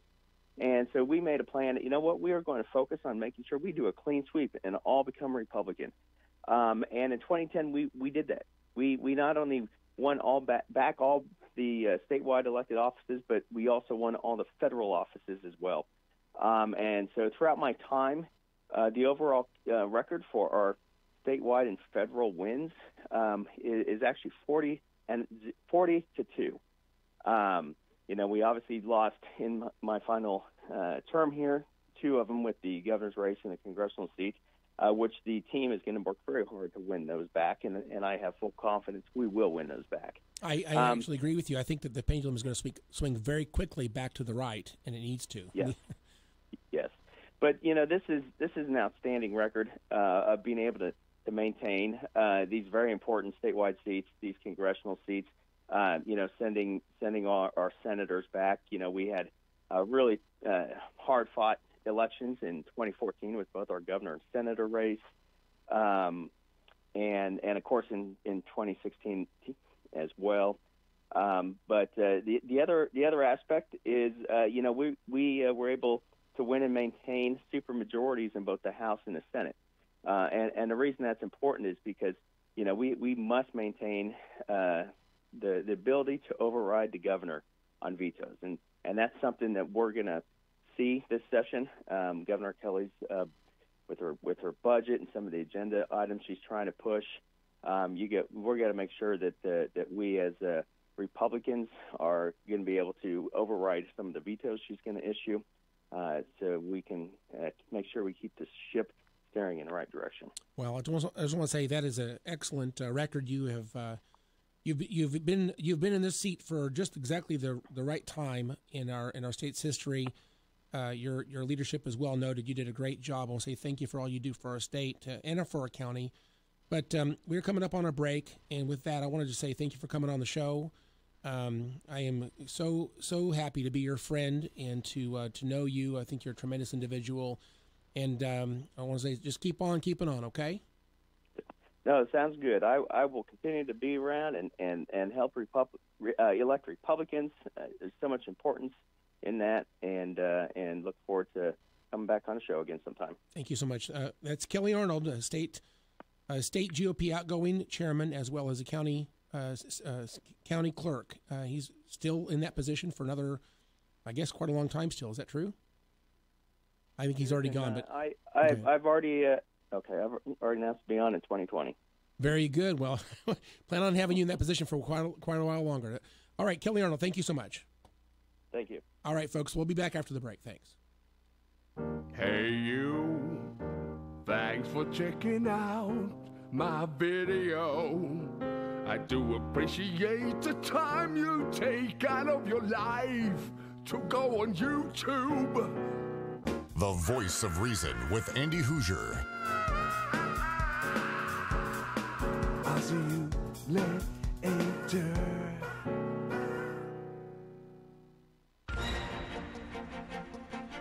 Ag News, Mid-America Ag Network. I'm Craig Mead. The United States Department of Agriculture is preparing to issue its agricultural projections to 2028 report next month. Some of the tables they used to come up with the projections were issued last week. Looking at 2019, USDA projects crop receipts to reach $200 billion, up slightly from last year. Direct government payments, including those from the Market Facilitation Program, are projected to drop by $13 billion from a year ago, coming in at $10.2 billion this year. Total expenses are projected to drop by 1.5% from 2018. The University of Illinois Farm Policy News says, based on the overall projections for receipts and expenses, USDA projects 2019 farm income at $77.6 billion, up from $69.2 billion a year ago. Crop receipts and total expenses are projected to rise even into 2020. Net farm income is projected to hold stable, somewhere between $75.6 billion and $79.5 billion through 2028. In other USDA projections, the agency does not expect soybean exports to return to pre-trade war peak levels until the 26 and 27 growing season. The reason is due to South American soybean competitors who will gain global market share and have already gained some global market share due to the tariff trade war with China. However, the projections in the USDA outlook assume that China's retaliatory tariffs will stay in place. Ag News from Mid-America Ag Network. On the next Mike Gallagher Show, how will President Trump's decisive action to secure border funding through his executive power be received by the voters? We'll have the latest details and all the relevant reaction from the Sunday talk shows. Also, how will Democrats attempt to stop President Trump's declaration of the national emergency? Will we see a legal challenge? You bet. We'll share the latest and get your thoughts. Join us for that and more right here on the next Mike Gallagher Show. Mike Gallagher on the Big Talker, KQAM, 1480 AM and 1025 FM. When it comes to the trailer you're hauling behind your vehicle, whether it's a big rig or a pickup truck, MJ's Truck Repair at exit 46 off I-135 in Mound Ridge, Kansas has your back. Doonan and Chaparral drop decks, flatbeds, and heavy hauling trailers for the big rigs, along with Gooseneck livestock trailers by Barrett. And for your pickup truck, the utility line of trailers from Rice with 5x10 to 8x20 boxes. MJ's Truck Repair, Mound Ridge. For decades, White Planters have earned a reputation for boosting yields and profits. Now they've taken a quantum leap forward with the addition of precision planting, world-renowned technology. This is Leroy, the Tractor Man from Schmidt & Sons. Did you know that precision planting technology is fully integrated into your equipment, straight from the factory? Right now, you can demo the 9800 VE Series planter, which takes the trusted systems White Planters have used for years and combines them with Precision Planting's innovations for an even higher level of performance. It's all designed to give you more speed so you can plant faster while still getting the seed exactly where it needs to be. More accuracy, one seed per space, and seed spacing consistent across the entire width of the planter, and higher yields with real-time data to help you make better decisions. White Planters and Precision Planting. We've combined two proven brands into one fantastic value. Find out more at Schmidt & Sons, your White Planter dealer, located in Mount Hope and Winfield, or check us out on the web at schmidtinc.com. If you can shoot the rock, then now is the time to sign up for the 3rd annual St. Catherine of Siena 3-on-3 basketball tournament. It's great fun and all proceeds benefit the Parish Men's Club. The tournament will have 16 co-ed teams and all participants must be 18 years old and up. Women's points are an advantage, so get your team together now and get signed up at stcatherinewichita.com/3-on-3. The tournament is Saturday, March 23rd. Concessions will be available. It is free for spectators and the entry fee to play is $50 per team. Call the Voice of Reason now on the ABC Recycling phone lines at 721-8255. This is the Big Talker, KQAM.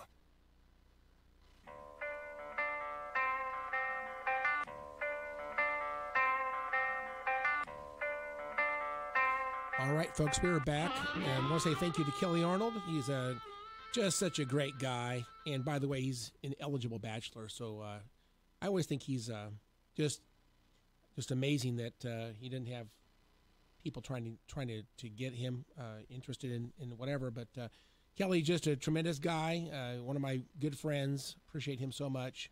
He's done a great job as the GOP chairman for our state for the last 6 years or so.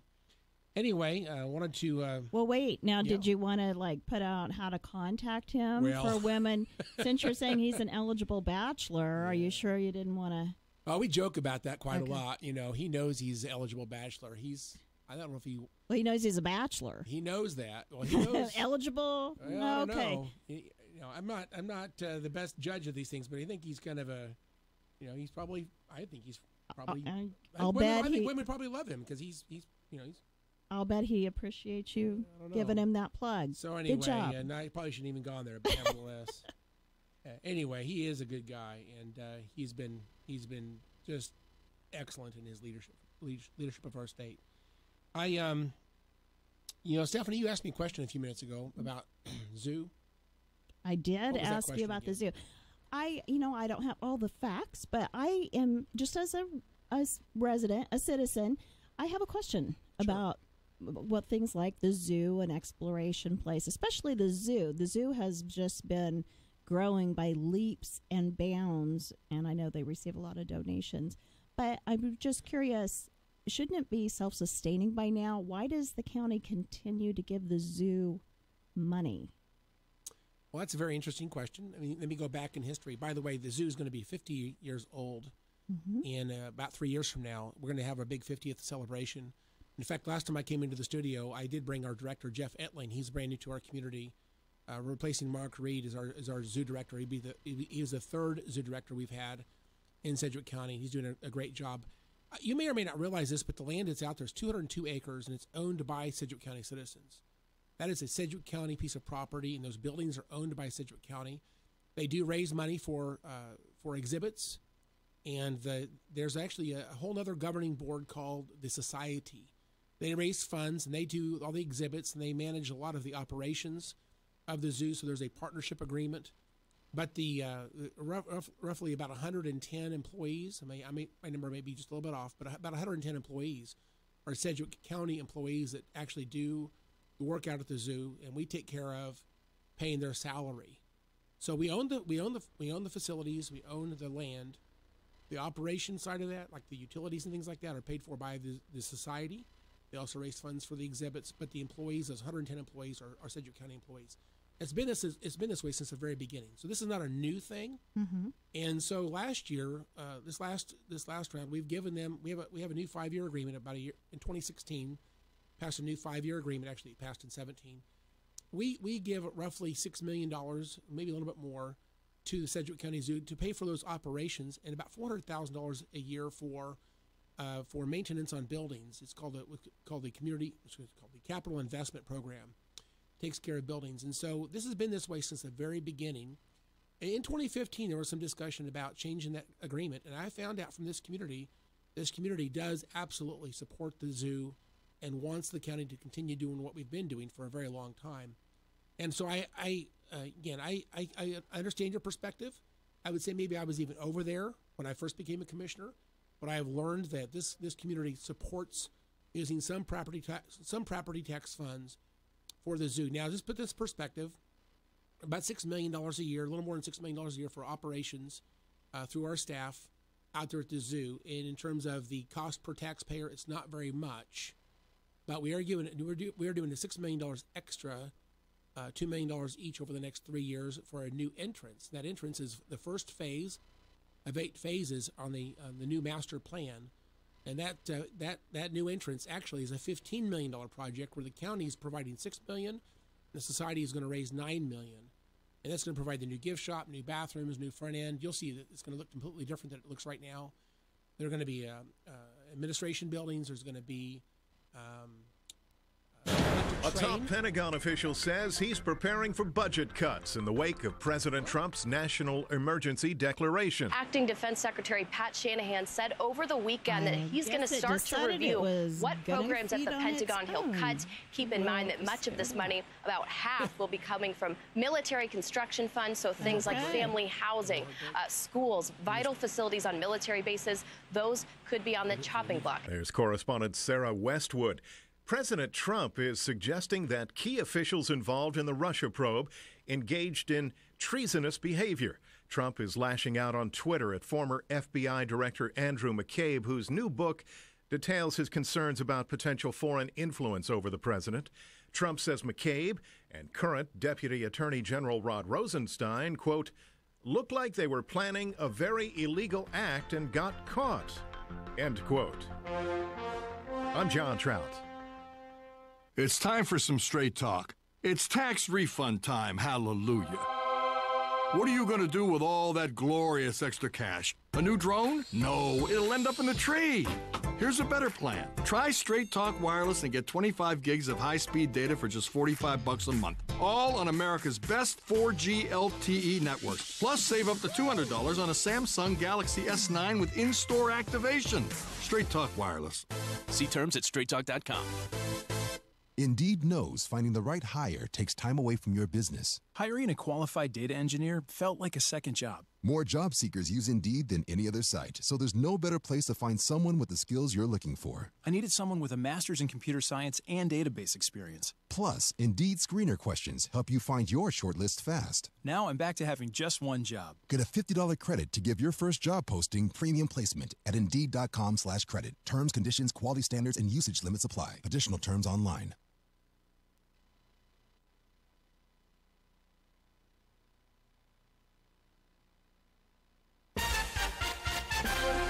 Kansas Mid-America Network News. Good Friday. Kansas' 2 Republican U.S. senators are worried about the precedent set by President Donald Trump's declaration of a national emergency at the border with Mexico to secure money for a wall. Senators Jerry Moran and Pat Roberts said over the weekend that they're concerned that a future president could use a similar declaration to impose policies that Congress has not authorized, but both stopped short of saying they oppose the declaration. The deadline is approaching for applications to grow the state's new industrial hemp research crop. The Kansas Department of Agriculture will take applications for growers who want to be a part of the state's research program until the 1st of March. The goal of the research hemp program is to encourage the resurgence of hemp as a production crop and to promote economic development here in the Sunflower State. Kansas News on the Mid-America Network.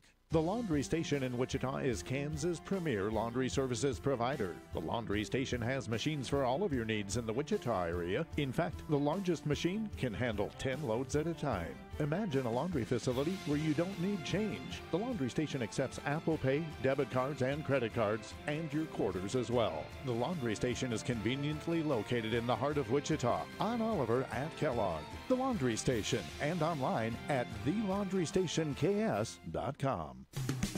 Myers Exterior Products. I can feel that cold, windy old man winter blowing through my rotten windows. I can't go through another winter with these windows. Might as well move outside with this much cold air coming through my house. Old windows can let out 10 to 25% of your heat during the winter. Call Doug at Myers Exterior Products to get your new energy-efficient windows installed today. Myers Exterior Products, the outside experts. Call 944-1024. Call 944-1024. Riverside Cafe is more than just great comfort foods. Riverside Cafe has amazing fresh salads, daily hand-breaded fresh catfish, and chicken strips. Burgers.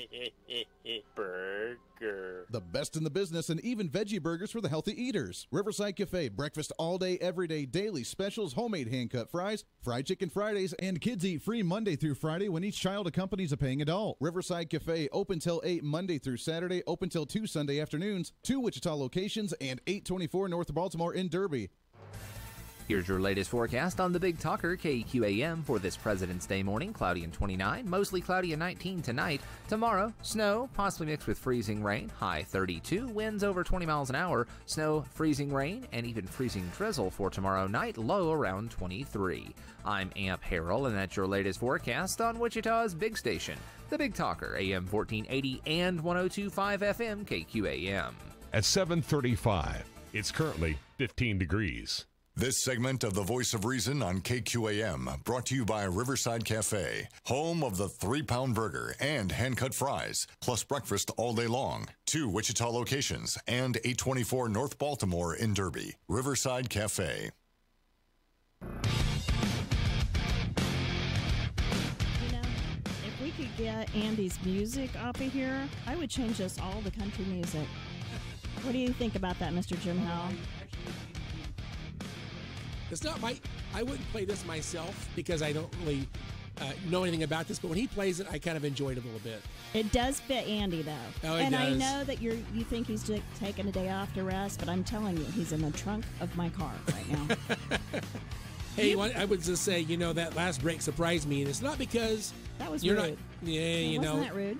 Yeah, it was a little bit rude. It was Shame rude. on them. I know. Of Westwood One to give us that rude news break. It's okay. That's all right.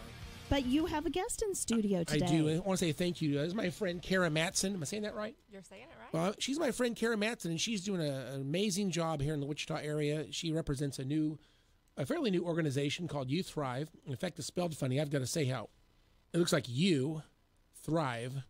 It's a play on words. Spell it so or Youth Thrive. I don't know how. Anyway, however you want to look at it, it's a new organization, and I call it a mentorship program for foster kids, older foster kids. Mm-hmm. And I was so impressed with the organization. I wanted you to have a chance to tell the Wichita listening audience a little bit about what you do and why this is important. And if they want to get involved, maybe what they can do to get involved. So first of all, Kara, say thank you for coming in. And she's here in studio. Thank you for coming in. And with that, I would like you just to introduce yourself and tell me a little bit about You Thrive. Okay. Thanks, Jim. Thanks for having me here for this opportunity. Youth Thrive is a program working with youth transitioning out of the foster care system. So we work with ages 17 to 21, and they are either in their transitioning period out of state's custody or they've already been released of state's custody, and then they open up services with us. It's a completely voluntary program for our youth, so they have to be wanting and willing to have the support and help. And we are there simply to provide empowerment to the youth to help them with their transition plan to adulthood and help them reach those goals. So we provide them with a volunteer support family from the community or one of their existing supports if they're willing to go through our training. And then we also do financial literacy classes with the youth, and we also offer a match savings program with the youth. So those are our three key components that we offer with our program. We're trying to really bridge that gap from when they're released of custody and they lose a lot of services, and then just helping them with guiding them through adulting, really. Well, I heard about this about a year ago. You guys came out to our church and did a presentation with a couple of other organizations. Mm-hmm. I've been wanting to get involved. Of course, my politics keeps me kind of busy, so it wasn't the right time. But I put my name on the list, and you guys called me and said there was going to be an opportunity for some training. And I took that training about a month ago now. Maybe it's been a little bit less than that, but you are going to do it's going to come up again, and you're always looking for people to get involved in this. And so I guess coming into this completely cold, I didn't really know much about what you guys were doing and why. I think our state's foster care system has been in the news quite a lot lately. It obviously has some room for improvement. Unfortunately, there's way too many kids involved in foster care, which I think is just, policy-wise, it just opens us up to all kinds of opportunities for things to address to try to fix in the system. But I've never thought about kids aging out of the system and how do they get become successful in the community. Mm-hmm. A lot of these kids, it's not their fault. They did nothing wrong. They're in the system because other people have done things that maybe caused them to be in this position. And I guess I feel sorry for them. They just need something to help them out. And I'm trying to think about issues of mental illness that might impact this group, especially because they've had a rough time. Mm-hmm. And so I guess I'm just impressed with the organization overall. And by the way, one thing I guess you mentioned is one of the top 3 things you guys focus on, but I was completely shocked when I went through the training and found out about the matched savings program. Mm-hmm. I am blown away by that. Talk about that a little bit more. So our matched savings program is based upon how many financial literacy classes the youth takes. They have to have taken our financial literacy classes, which are currently the Keys to Your Financial Future by Jim Casey. And then once they've taken, if they take 4 of our 6 classes, we will match up to $3,000 of their earned income. And if they take all 6 of our classes, we'll match up to $4,000 of their earned income. Now, they have to be putting their income into an IDA account that we are over. They don't get to access it just to go out to eat. They don't. What's IDA stand for? Individual Development Account. Okay. And then once they are to the point of being ready to make a purchase, it has to be a purchase that goes towards a transitional goal. So that can be a car for transportation. That can be a down payment or deposit for rent at an apartment. That can be fixing up an existing car they already had that needs work, or a laptop for education purposes if they're going to future their education and need a little more funding for that. Well, as I was listening to the program being described, I thought to myself, I could use this training. In fact, my kids could use this training. I think it's actually a tremendous resource. And I think you guys talked a little bit about other types of services in terms of counseling services and I'm trying to think. There was something else you guys do. Well, it was certainly the counseling side of this, and so if as one that wants to get involved, what would I do if I wanted to be involved in Youth Thrive?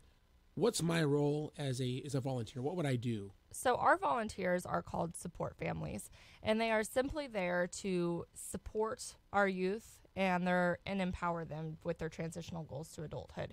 So they are there. Some of our support families, for example, will have the youth over just for holiday season when maybe they don't have a family to go home to, or have them over to do laundry at their house, or go and grocery shop and learn how to meal prep and cook a certain meal.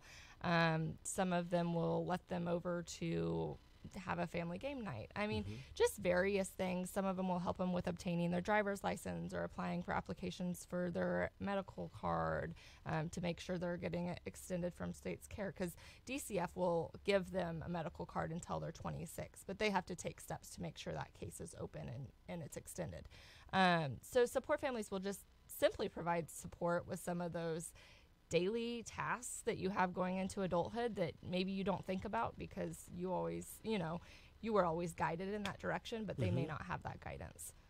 What about education in terms of these young people trying to finish high school or maybe get involved in a career path? Do you guys get involved in that in any way?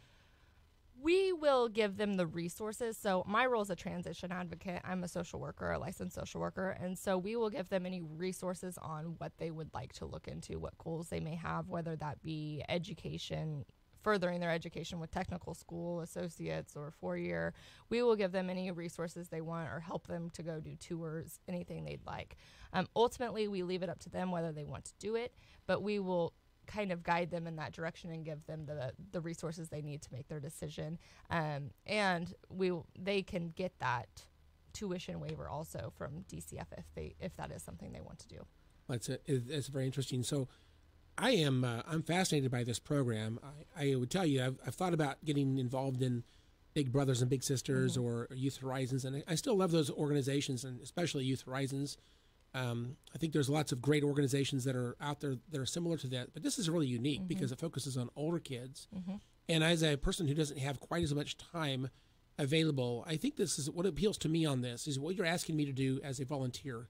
How much time will this take me to really be involved in one of these young people's lives? I mean, what are you asking me to do specifically? So our requirements are 1 to 2 hours in person a month.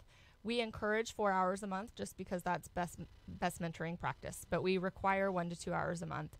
We ask that you send a weekly text message or email or phone call, whatever it may be, to just continue that communication and better get to know each other and have that attachment and bond. And then as the transition advocate, I would check in with you on a monthly basis to make sure there are no crises, concerns, or celebrate joys that you guys, successes that you guys have come across. And then I would send you a monthly survey, 5-minute Survey Monkey, just to see, hey, how often did you meet this month? Did you have weekly contact? Just to kind of get a feel for the compliance of the program and how the match is going. One thing also that's unique about our program is that we allow the youth to pick or select who their volunteer support family is, which is very different. We're very much about giving our youth the choice and letting them know that they are old enough to make their choices. And so we will narrow it down to 2 or 3 options, and we'll present those options to youth. And then who do you think is the best fit for you? And so they get to have that say in who they're working with and who they're matched with.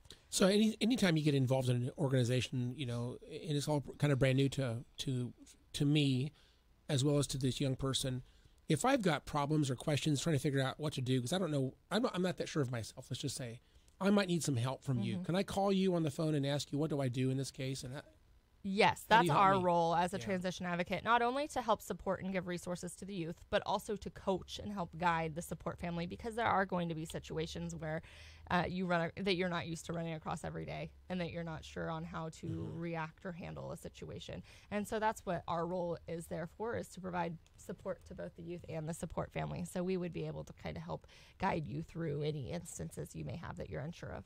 That's awesome. Well, I'm very impressed. And of course, this is is this something that's nationwide or just a state organization? This is state. So we actually launched in Kansas City area. They've been up there for about 3.5 years.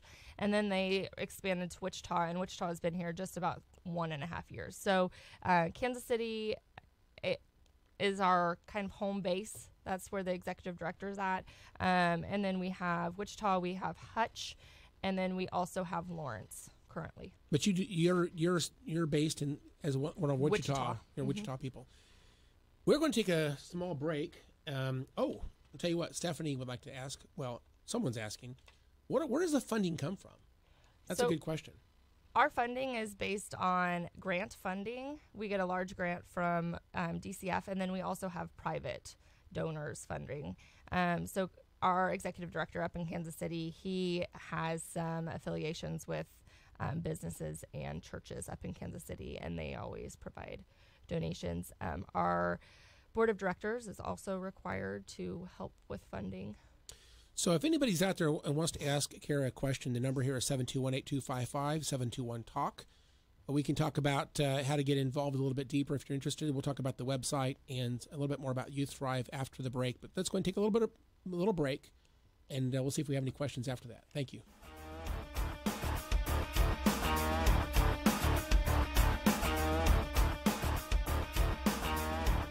This is the Voice of Reason with Andy Hoosier.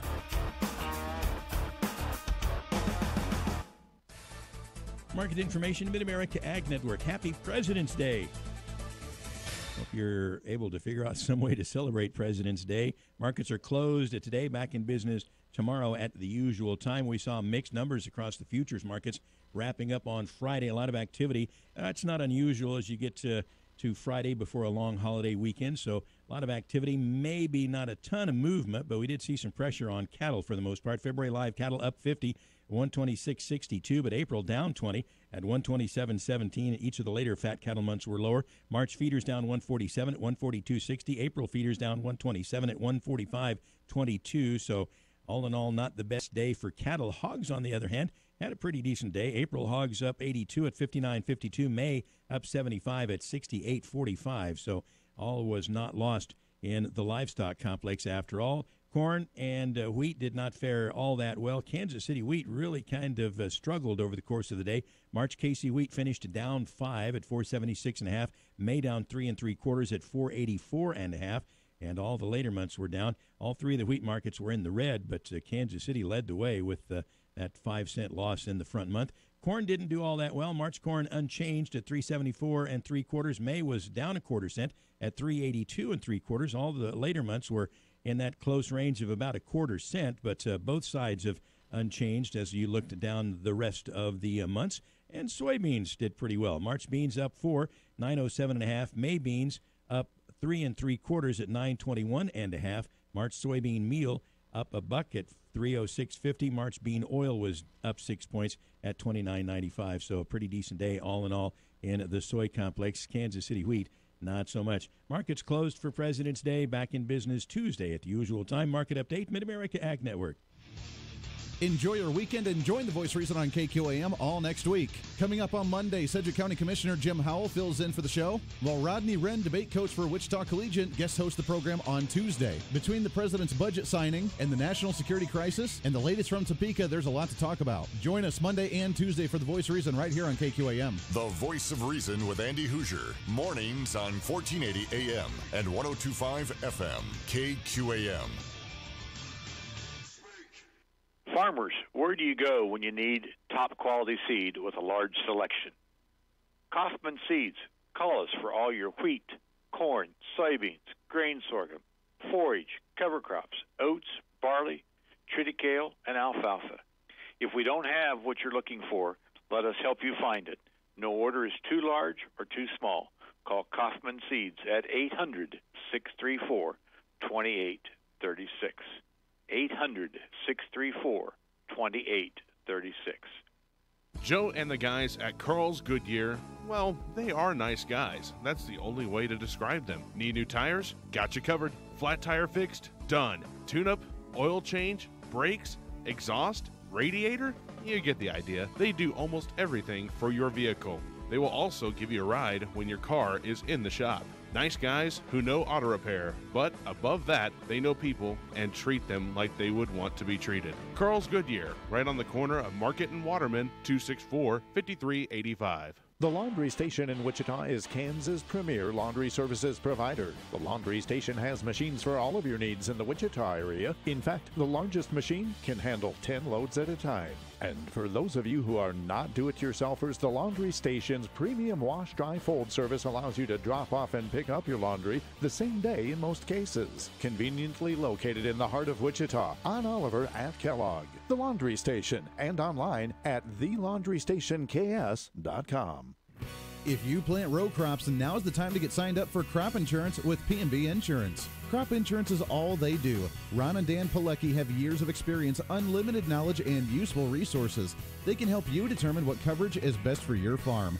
Insurance can never replace what a good crop will produce, but with today's prices and environment, you better insure with the best because nothing can afford to be lost. The deadline sign-up is March 15th. P&B Insurance in Wichita, 1-800-722-9525.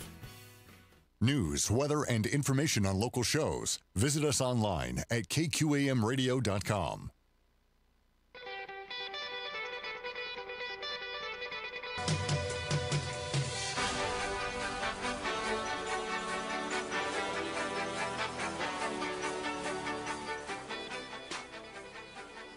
I have a guest in the studio. This is Karen Matson with the Youth Thrive organization, and we'll say thank you for being here today. If you want to call in and ask a question, the number here is 721-8255. Of course, this is 1480 AM and 102.5 FM, KQAM. We're still having some trouble with the YouTube video feed, so I apologize for that. We're trying to solve the problem, but it's just not obvious to us. I think the problem is actually outside the studio here. Nevertheless, we're disappointed in that, but we're doing everything right here. Anyway, Kara, thank you for being here. Kara, again, with Youth Thrive. And so, Kara, I had a couple questions. We just talked a minute ago about how you get funding for this. But if somebody out there wants to get involved personally, how do they get involved? What things can they do?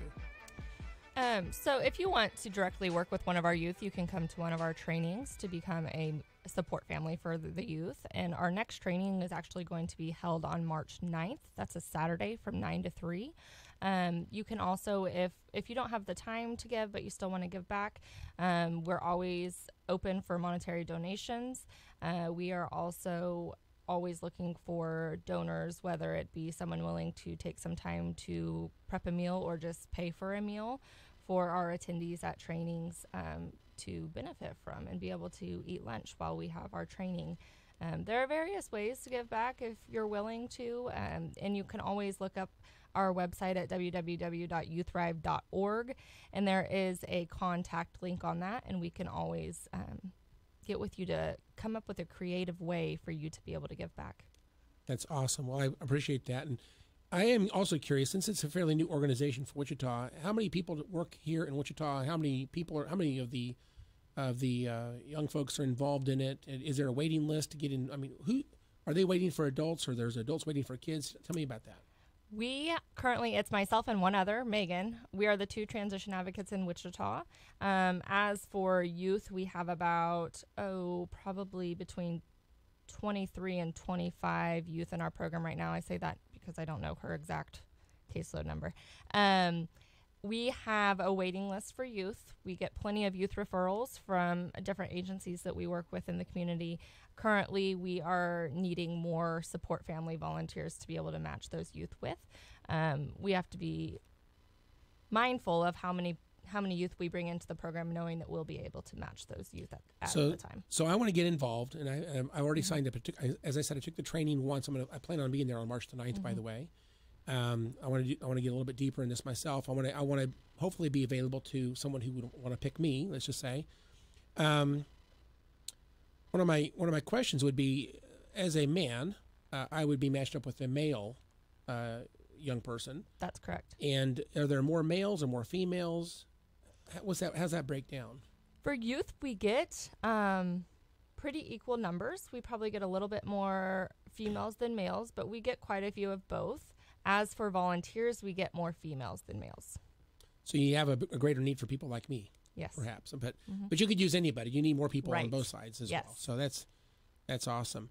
Now, the one thing I like about this, and this is going to sound terrible, but to me, if I was just a mentor of a young person, let's say they're 10 years old, I would spend more of my time doing things like bowling, going to see movies, and playing catch out in the backyard. What I like about this program is it seems like it's a little bit more serious. I mean, I want to have some fun with them, build that relationship, but I just see value in that we're moving towards success, independence and success. Getting these kids to graduate from high school, getting them involved in a career path, getting them a driver's license and a job, learning how to pay their bills. To me, that's just about responsible adulthood. Adulting, to me, just seems like it's one of the things that maybe kids even outside the foster system that maybe typical kid in our community, they need this type of training, and hopefully they've got good parents that are doing that. But this is a tremendous thing to do, I think, to help a kid that maybe hasn't had those resources become independent and successful on a career path. Right. And down the road, of course, I'd like to see them own a business and have a family and, of course, pay their taxes and just be a good citizen. But they've got to have, hopefully, someone to help them make that transition from a kid in the foster system to a successful adult. Yeah, we are very much a developmental organization. We focus on those life skills to get them to those future goals that they may at this moment in time not be able to focus much on because they have too much else going on. But we want to help them get there. And our goal is also for the support family to be there and it to reform relational permanency so that even when you thrive may be out of the picture, you can see what their future looks like and you can maintain that relationship and continue to be a support for them. I'm curious about, you mentioned this is a volunteer program. In other words, the kids opt in. Do you think this is going to continue to grow? I don't know how many foster kids do we have in the Sedgwick County community that would be eligible potentially to opt into this program? I asked you a tough one, didn't I? Yes, I don't know that one off the top of my head. There is, I think it's 3. I actually, by the way, I have Judge Kevin Smith coming in a little bit later. I know he's been a fan of your program as well. He'll come in about a half an hour from now. But that was a tough question. I just think that, I guess my thought would be, I think this is a growing program. As people continue to learn about it, it's going to continue to become a little more successful, a little more, I should say, a little more used by people, both the adults and the kids. Yeah, we definitely have room to grow. This looks like... Well, we're going to have to wrap this up, Karen. I want to say thank you once again for coming in. If people have a question, have them give you a call or contact you through the website, youththrive.org, and appreciate all you do for our community. Thank you for coming in. Thank you for having me. All right.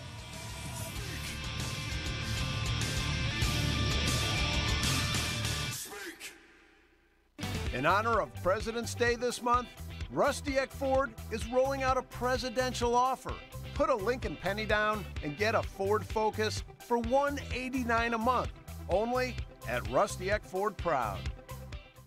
It's an inventory reduction blowout sale at Derby Mattress. Sharon at Derby Mattress says the Serta models from last year have to go to make room for new inventory arriving soon. Drastic reductions in last year's Serta models and floor models that need to move. Derby Mattress at 105 South Baltimore in Derby, home of hassle-free mattress shopping, locally owned and family owned. Derby Mattress. In honor of President's Day this month, Rusty Eck Ford is rolling out a presidential offer. Put a Washington quarter down and get an F-150 truck for only $475 a month. Only at Rusty Eck Ford Proud. This is a Steckline Communications station, K273CX, FM 102.5, and AM 1480 KQAM, Wichita Proud. It's time for your latest news from the KQAM News Center. Brought to you by Heartland Avionics and JD Aviation, your aircraft maintenance partners at Augusta Municipal Airport. Learn more at iflyaugusta.com. Good Monday morning. Authorities are investigating after a man was killed as the result of a shooting in South Wichita last night. Cake TV reports that Wichita police say a man was shot behind the City Host Motel at 4449 South Broadway near 47th and South Broadway. The shooting victim died at the scene. Police are still looking for a suspect who they believe fled in a vehicle. It's also believed the victim may have known the suspect. Although no identity has been released of the shooting victim, police say he appears to be a man in his 30s. Yesterday marked the one-year anniversary that 5-year-old Lucas Hernandez went missing from his southeast Wichita home. In February of last year, the boy was reported missing by his stepmother, 27-year-old Emily Glass. In May of last year, Glass was arrested for interference with law enforcement after she eventually led a private investigator to Lucas's body underneath a bridge in Harvey County. Although Emily Glass was a person of interest in the case, police were never able to directly tie her to Lucas's death as she was later found dead of an apparent suicide. Another week and another round of snow approaching, and Cake TV meteorologist Frank Waugh says it won't be a sickly storm, but more on the lines of a healthy one. Very healthy tomorrow afternoon into tomorrow night. Then it's out of here during the overnight hours, so pretty quick mover. Thinking south central Kansas, 3 to maybe 5 inches, probably closer to 3 for Wichita. Of course, this is Kansas, and the forecast is subject to change. Wichita police are still investigating after they were called out around 1 o'clock Friday morning to the 800 block of San Pablo Street near Kellogg and Woodlawn after a woman was injured in a shooting. Police say a 58-year-old woman was inside the home, heard a knock at the door, and was shot in the back while inside the home. Her injuries not considered life-threatening. Wichita police asking anyone with possible information to call law enforcement. I'm Rick Everett. Now sports with Doug Downs. The Wichita State Shockers' 4-game winning streak came to an end yesterday at Cincinnati on the road. The Shockers 1-7 on the road this season, lost to Cincinnati 72-62. Head coach Greg Marshall says just didn't have enough to get it done. Just didn't have enough today. We didn't get enough from our first 5 and didn't shoot the ball well. The Shockers stay on the road Wednesday at Tulsa. The Shocker baseball team has started out 1-3 on the season, dropping one yesterday to Pepperdine 13-8. The Shockers will now head for the UT Arlington Classic on Friday to take on Stephen F. Austin. From the Sports Desk, I'm Doug Downs. Spring is right around the corner. Your truck is getting excited because it knows it's almost time to go out and play. I've got Bob Shippers with me from Continental Truck Accessories down on South Broadway. Bob, it is the season to get the trucks ready for playtime. Absolutely, Rick. Get your truck ready with a new Sentry or ATC topper or lid, soft cover, tonneau cover, roll and lock, grill guard, and don't forget their hitches, receivers, and fifth wheels to be able to tow your boat, camper, and your other play toys. See Continental Truck Accessories at 6701 South Broadway. Crop producers, you know you can produce a higher crop yield while reducing the impact on valuable natural resources, including water supplies and soil, with the proper nutrition and management. Tyree Ag partners with AgroLiquid Fertilizers and Pioneer Seed with the goal of prospering the farmer while safeguarding the environment. Tyree Ag offers quality aerial and ground applications, precision ag services, and a broad selection of crop protection and biostimulant products serving south central Kansas and northwest Oklahoma. Visit Tyree Ag today at tyreeag.com. Are you ready for tax season? AARP Foundation Tax Aid is. Their IRS certified volunteers provide tax preparation help to anyone, and it's free. You don't even have to be an AARP member. AARP Foundation Tax Aid has many locations in the Wichita area and throughout the state. To find a site near you, visit aarp.org/taxaid or call 888-AARP now. Now back to the KQAM News Desk.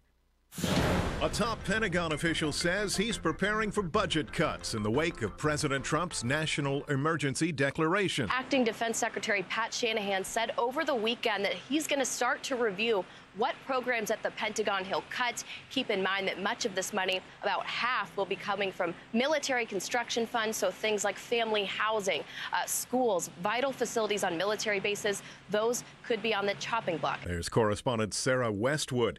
President Trump is suggesting that key officials involved in the Russia probe engaged in treasonous behavior. Trump is lashing out on Twitter at former FBI Director Andrew McCabe, whose new book details his concerns about potential foreign influence over the president. Trump says McCabe and current Deputy Attorney General Rod Rosenstein, quote, looked like they were planning a very illegal act and got caught, end quote. I'm John Trout. Your local weather on KQAM. Brought to you by Hatman Jacks. Amazing headwear for women and men. At the Clock Tower in Delano, Hatman Jacks. Here's your latest forecast on the Big Talker KQAM for this President's Day morning. Cloudy and 29, mostly cloudy and 19 tonight. Tomorrow, snow, possibly mixed with freezing rain, high 32, winds over 20 miles an hour, snow, freezing rain, and even freezing drizzle for tomorrow night, low around 23. I'm Amp Harrell, and that's your latest forecast on Wichita's big station, the Big Talker, AM 1480 and 102.5 FM KQAM. At 8:06. It's currently 15 degrees. Hey, it's Joe Pags. Join me live afternoons at 5 right here on the Big Talker, AM 1480, 102.5 FM, KQAM.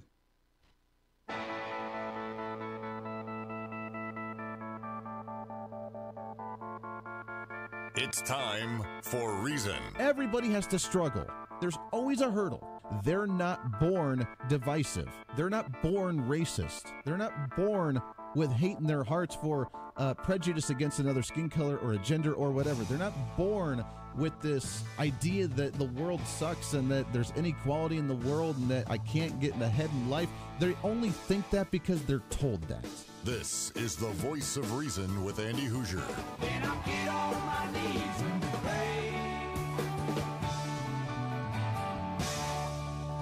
We don't get fooled again. Well, folks, thank you for being with me this morning. This is Jim Howell, Sedgwick County Commissioner. I am filling in for Andy Hoosier this morning. Andy deserves a day off, and of course, President's Day, he's out celebrating our presidents, I'm pretty sure. Andy's a little bit crazy, but not really. No, Andy's a good friend. He's done a great job. Appreciate all he does for helping educate and make this community know what's going on politically, especially. I want to say thanks to Andy for the chance to sit in the studio this morning. I have a special guest. He's going to be on the phone this morning. He's actually my state representative for District 81. His name is Blake Carpenter. Thank you. Blake, you still there? Hi, Jim. Thanks for having me on. Thank you for being here, Andy. You just started your third term back in 2014. I decided not to run for re-election, and you, if I can get this right, I think that's when you decided to throw your name in the hat, and you've been a state representative since January 2015, and so you're starting your third term. Is that correct? Yes, sir. That is correct. And I also just took on a new responsibility as well of being the House Majority Whip. That's one of the leadership positions in our Kansas House. That's tremendous. Of course, I feel sorry for you because I think it's like herding goldfish. Yeah. Well, that's probably a pretty good description. Yeah. I think, I'm thinking about the legislature this year. Now that we have this, I would consider it not to be a moderate, kind of a more left-leaning governor. In fact, when I was there from 2011 through 2014, I would say that she was kind of on the far left, is my opinion. But to have a governor with that political ideology, and we have, I think, even stronger Republican representation in the House and the Senate this year, more conservative, I should say. I think that the name of the game this year is the House will pass some stuff, and I'm sure they say the legislature will pass some stuff, and she'll veto it. And you may have numbers that can actually override those vetoes. And, of course, her platform that she's pushing out, things like stealing from capers, Medicaid expansion, things like that, I don't think they're going to pass because we have Republicans that are basically not going to let that happen. So let's talk about that a little bit. What do you see what are we going to get done this year? Well, I think a lot of it is going to be defense because if you look at the committee process, which is where all the bills have to come through, there's a ton of Democrat bills. I think they're fairly emboldened. And so, but, we do control the committee process. And so I don't think some of those really bad bill ideas will be coming out. I mean, there's one that talks about how you do subprime loans and it has to be up to like 20% of what the bank has pretty much. And I mean, it's just a really good way to make banks say, screw this, I'm not going to do any more business. So that's just one of the really bad bills, and there's a whole bunch more. But as far as overriding vetoes, I think we'll be able to perform on that front when it comes to life and when it comes to the Second Amendment. When it comes to things of the more fiscal nature, like the federal tax windfall, I think that we'll be very close to a veto override. And so I think we're going to be seeing a vote on that here within the next week or two, possibly. And so it's already been passed over from the Senate, and then also we have $115 million in capers that we're going to pay back as well.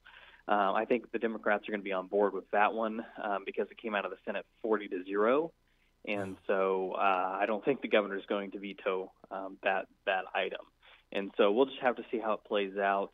But I think for the most part, we're on some pretty solid footing going into a number of these battles. Well, that's good to hear.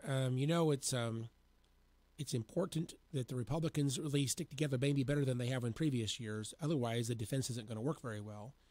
And so, one thing I was looking at, Blake, is looking at the number of bills. There's a lot of bills written this year, but not very many of those have had hearings or have hearings scheduled.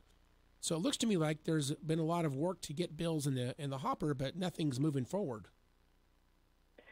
Well, and you're right. It seems like everything is a little bit slower this year. I mean, if you look at some of these committees, they're pretty much all Democrat bills that they're trying to introduce. And, I mean, some of them are just really, really bad ideas. I think a lot of them are really bad ideas. But the thing is that what the taxpayer needs to see is that every single one of those bills is about $3,000 a pop. And so when there's a legislator who's introducing 20 bills, on their behalf, well, that adds up real quick, and there's no way that a legislator can really, truly shepherd 20 bills through in a legislative session. So it just comes down to, okay, you really need to start prioritizing and figuring out which items that you think you can get done and put your effort behind those items instead of wasting taxpayer dollars and introducing a whole bunch of stuff that's never going to pass just to score political points. I don't know if I've seen the bill number yet, but isn't there a bill for like raising the minimum wage to $15 an hour? I think I saw that that bill may exist, and maybe do a soda straw bill this year. I mean, what kind of crazy things are you seeing out there? Oh yeah, they have a straw ban bill out there somewhere. They have the $15 minimum wage bill. That's been a bill for years now, even not just in this biennium, but others. And we, at least at one point or another in the biennium, see that as a floor amendment. So that one's not going away anytime soon, I'm sure. And what else do they got? Pretty much anything trying to take or remove your Second Amendment rights, they've pretty much introduced everything under the sun on that one. And so, yeah, I mean, it's just, yeah. I want to say thank you, by the way. You've done a tremendous job defending the Second Amendment and moving our freedom forward. You've done a great job. We recognized you a couple years ago, for being the state legislator of the year on Second Amendment freedom in our state. You have written bills and carried bills and moved that issue forward. I just want to say thank you for your dedication and work to advance the Second Amendment in our state. Thank you. I appreciate that. Yeah, so and as you mentioned, there's a number of bills that are written that are basically attacking the Second Amendment. So please continue to help us know what those bills are. Of course, I'm on the board of the KSRA, so I'm tracking these somewhat, and I think that right now we still have a strong legislature that's not going to allow us to weaken our Second Amendment in Kansas.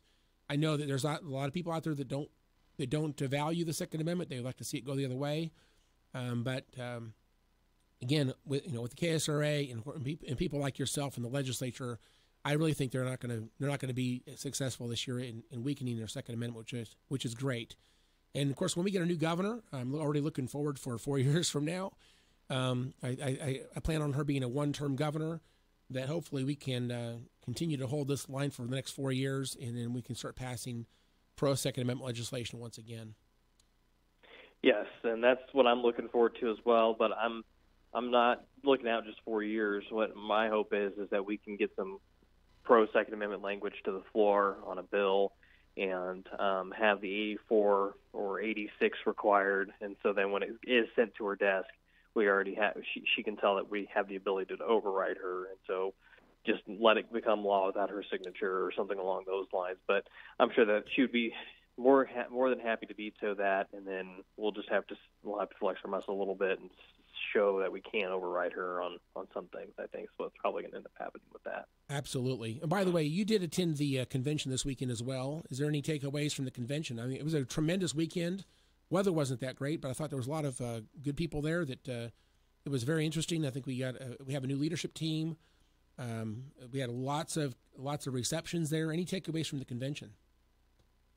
It was just a really great turnout for bad weather in order to get into Topeka, and Topeka roads are generally horrible by themselves, but they didn't do anything for their roads with at least 2 inches of snow on the ground, and so that wasn't fun. But other than that, I think the convention overall was a success. I think everyone's pretty well united to make sure that we come together as a Republican Party and to not only fight the governor on her bad policies, but also the new congresswoman from the 3rd District, Sharice Davids. Yeah. We got to make sure that in 2 years we have a good, solid candidate that we can all get behind and make our federal delegation all Republican again. I would totally agree. In fact, I was thinking about, I mentioned this earlier on the on the show here, but it seemed like there was a lot of receptions, and I watch how much money people spend on receptions, and whether they even have a reception. So I kind of gauge what's their motivation possibly. Are they thinking about running for U.S. Senate, things like that? So I noticed. Did you actually see Susan Wagle this weekend? I never did see her, or Scott Schwab. Did you see either one of them this weekend? I don't think I saw Scott Schwab, but he did have his own. He did have his own reception. But Senate President Wagle, I know, was out of town, so she had a personal family matter that she had to attend to. Okay, that helps explain that. But I did see Jeff Collier. He was running around. I expect I do expect he'll throw his name in the hat for U.S. Senate.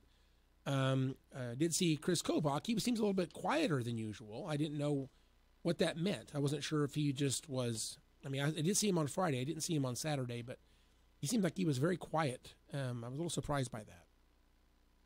Yeah, it would seem like it was somewhat out of character, and I guess my observations would fairly reflect the same as yours. I think I wouldn't be surprised. He's I think helping a lot out in the Trump administration right now. I think he still frequents the White House and a whole bunch of other stuff like that. So it'll be very interesting to see if he gets a federal appointment or if he will run again, but this time in 2020 as a U.S. Senator. So it'll be a very interesting race, to say the least. I also noticed many of the other gubernatorial candidates from this last round, they weren't there, which I thought was also surprising. No, they weren't. I didn't see Karen Tyson, and I didn't see Fitzgerald's team there, and on it goes. And so there was a lot of people who were missing, and I think that was noteworthy as well. But well, listen, Blake, I want to just say thank you for all you do. You're doing a tremendous job. You are my Kansas state representative, representing Southeast Wichita and the city of Derby. I want to say thank you. You're doing an outstanding job. I appreciate your service to the state, and I trust you. I think you've got great wisdom. You're actually doing great things in terms of being on the leadership team there in the House. And I just want to say appreciate you so much. I'm very, very impressed, and I think that you've done an excellent job. And with that, I want to say thank you for being on the show as well this morning. Thank you, Jim. It means a lot. I really do appreciate it. All right. Well, have a good day. Be safe, and stay warm. All right. Sounds good. Thank you, sir. Have a good day. All right. Bye. To the listeners, we'll talk to you after the break. This is the Voice of Reason with Andy Hoosier on the Big Talker, KQAM.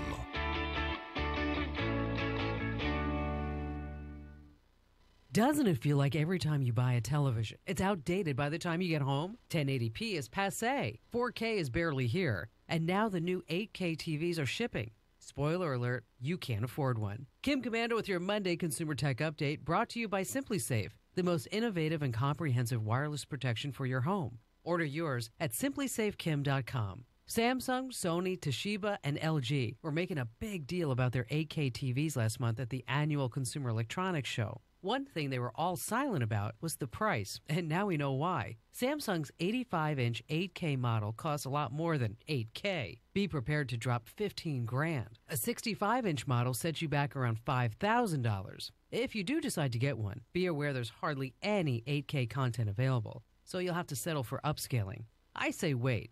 After all, Samsung's 98-inch 8K TV is coming at some point. You better start saving now for that one. I'm Kim Komando.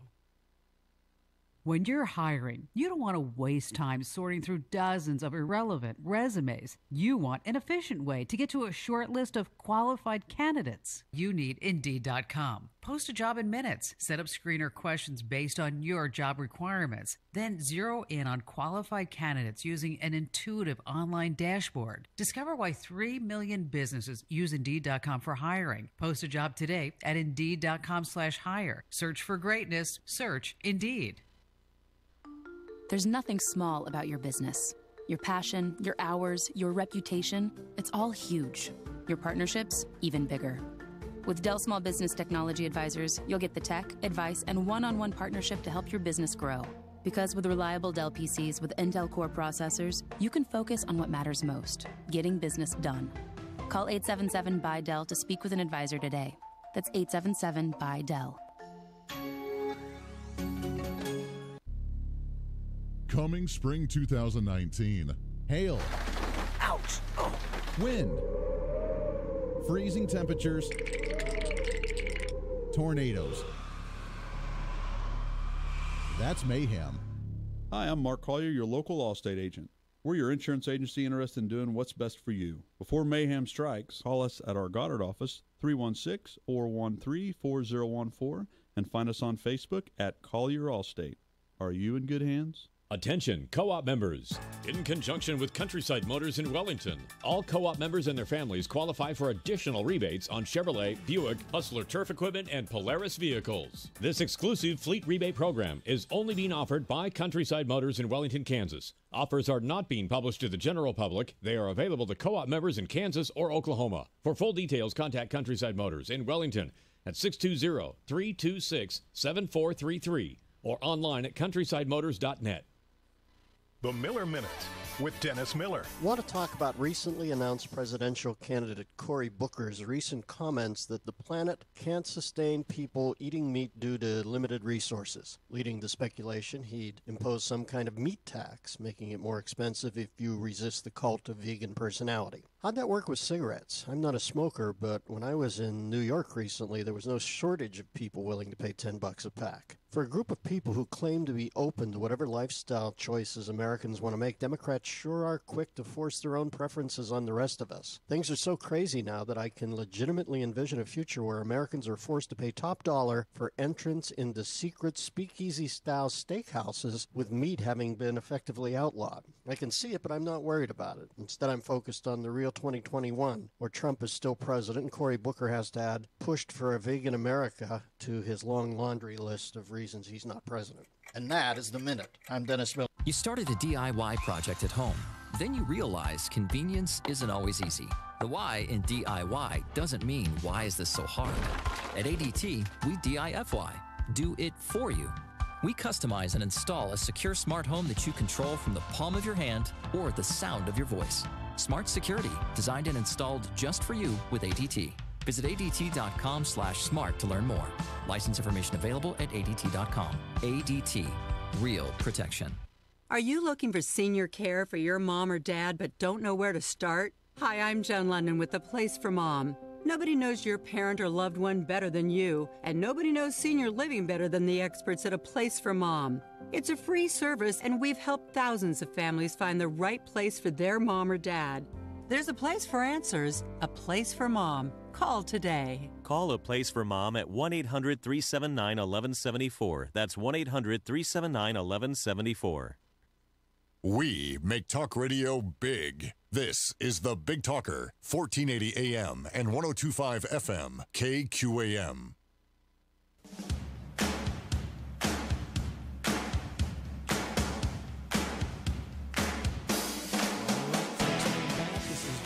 Filling in for Andy Hoosier. You know, it's really cold outside. If I didn't say this earlier, if you haven't checked out the temperature, please understand it is chilly. I think it's still 15 degrees. It hasn't changed, and the wind chill on my phone still says it's 0. So if you haven't been outside, make sure you grab a warm jacket before you head out today. Thankfully, the kids don't have to get on the school bus because school's out. This is President's Day. I was just thinking to myself about what is a good president and who do I really appreciate? Well, obviously Donald J. Trump. I wasn't that excited about him when he was running for office, but he's really impressed me overall. I think he's been a very good president. He's done a lot of things. I could go down a list of accomplishments since he's been president in the last couple of years. He's gotten a lot done.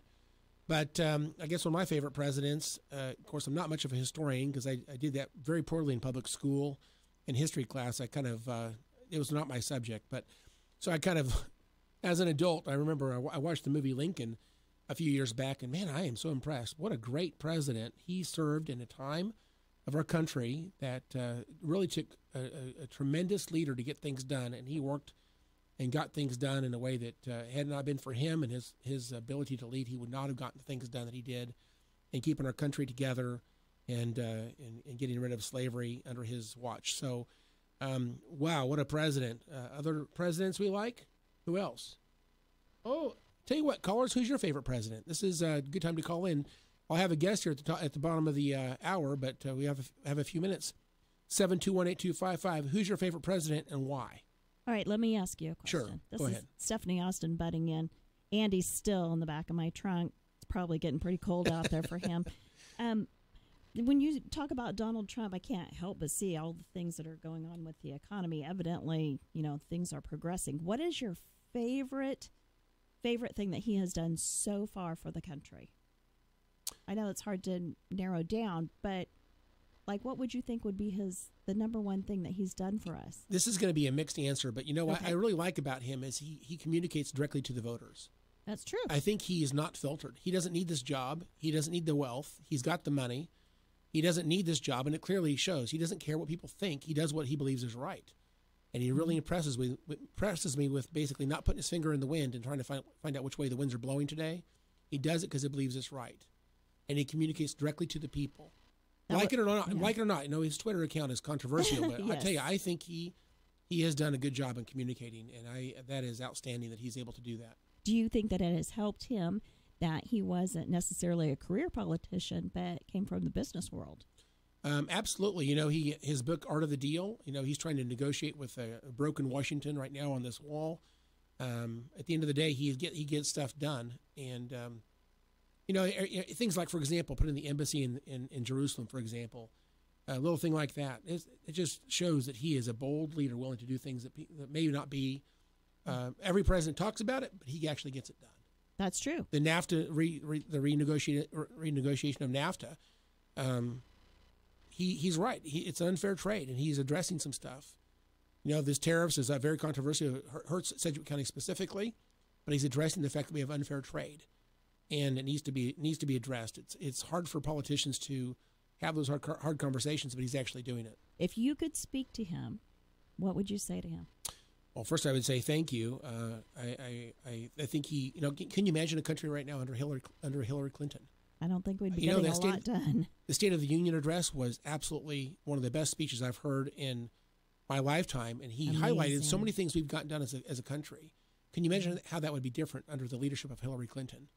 And no matter what other parties are throwing at him, he just keeps working. He just keeps moving forward. It's like, okay, a lot of noise over here to the side, but he just keeps plowing through it, and things get done. Absolutely. It's amazing. Yeah, I have to say I'm a bigger fan of him than I've ever have been. I think he's done a great job as president. So he'll go down as being one of the greats, I believe.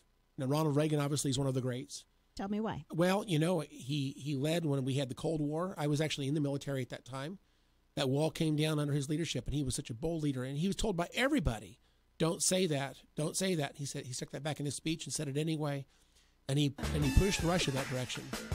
You know what? I just want to say that he was one of the greats, and he led the country in a very difficult time. Yes, he did. Unemployment was high, interest rates were out of control, and he brought the country back on a productive track. And he led that whole change. He was instrumental in moving our country forward. So tremendous memories of Ronald Reagan. All right, so this is the bottom of the hour. We'll take a little bit of a break. After the break, we'll have Judge Kevin Smith in studio. So stick with us.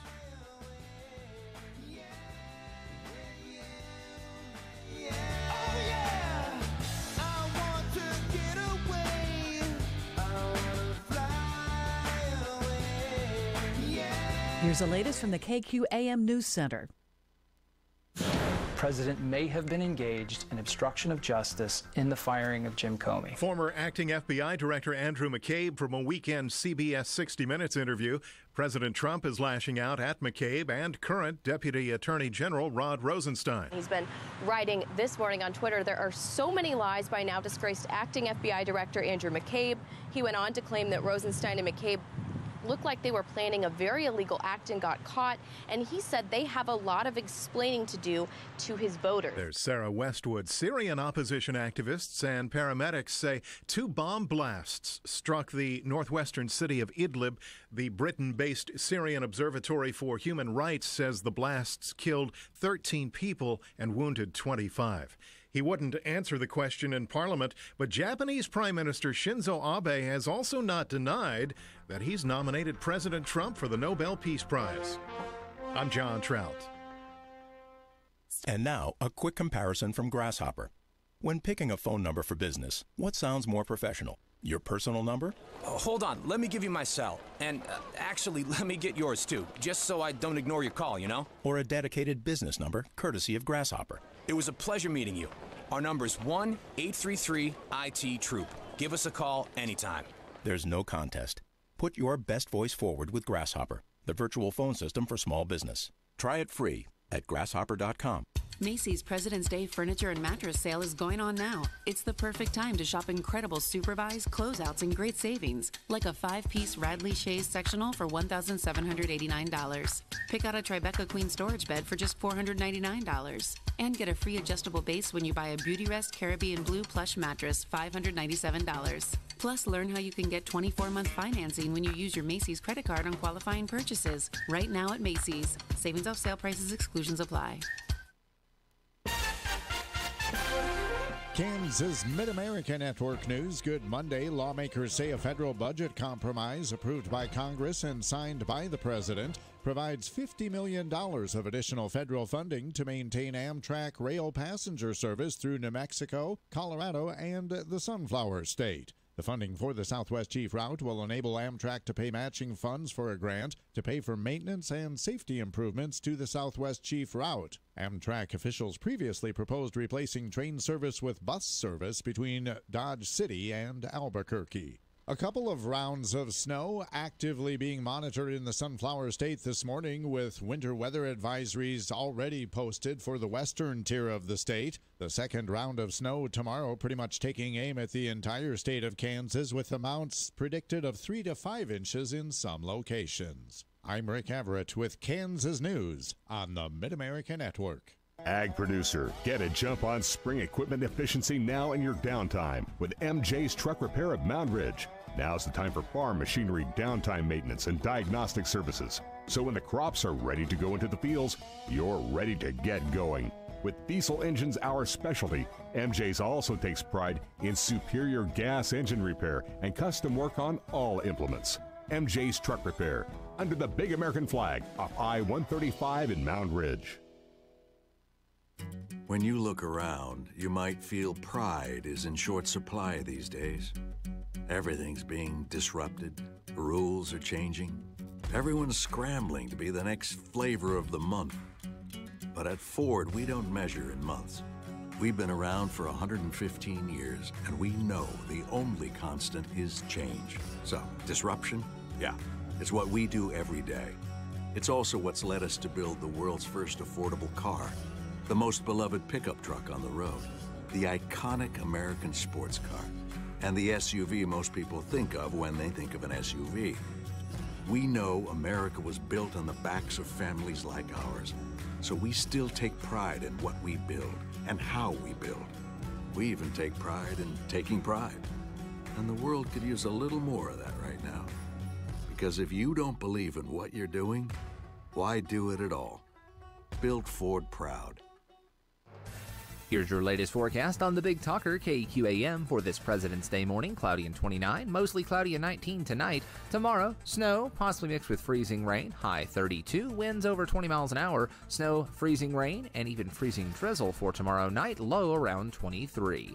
I'm Amp Harrell, and that's your latest forecast on Wichita's Big Station, the Big Talker, AM 1480 and 102.5 FM KQAM. At 8:35. It's currently 15 degrees. Call the Voice of Reason now on the ABC Recycling phone lines at 721-8255. This is the Big Talker, KQAM.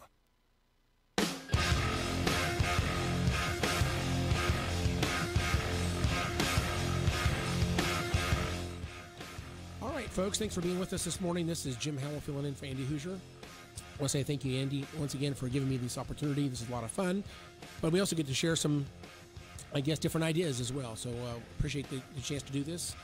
In studio today, I have asked for District Court Judge Kevin Smith to join me this morning. You know, I really appreciate his focus has always been on kids. And, you know, I go clear back to my reason I ran for Sedgwick County Commission and dealt with the juvenile offenders out at Judge Riddell Boys Ranch, which now, if you don't know, right now has been bulldozed. You can camp out there where the land is. What a loss to our community. In my opinion, is we were doing a better job before. The state has pulled a lot of money out of the YRC2s of our state. And so the problem is not getting better. In my opinion, the problem is actually getting worse. And with that, I've asked Judge Kevin Smith to come in and talk about things like foster care, adoption, juvenile offenders, and child custody issues, which I think are the issues that flow through his courtroom. And by the way, he is a District Court 18, District Court, how do I say that? Well, the 18th Judicial District. That's what I meant to say. Division 12. That's right. Well, welcome, Kevin Smith. Thank you for being here. Glad to be here. Thank you. So, I am right in saying that we have 3 or 4 judges, I think, that deal with the issue of children, and that deals with all things of juvenile offenders, juvenile detention.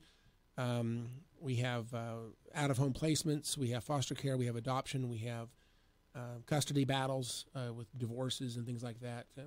Talk about what are the issues going on in Sedgwick County that have you concerned, that keep you up at night?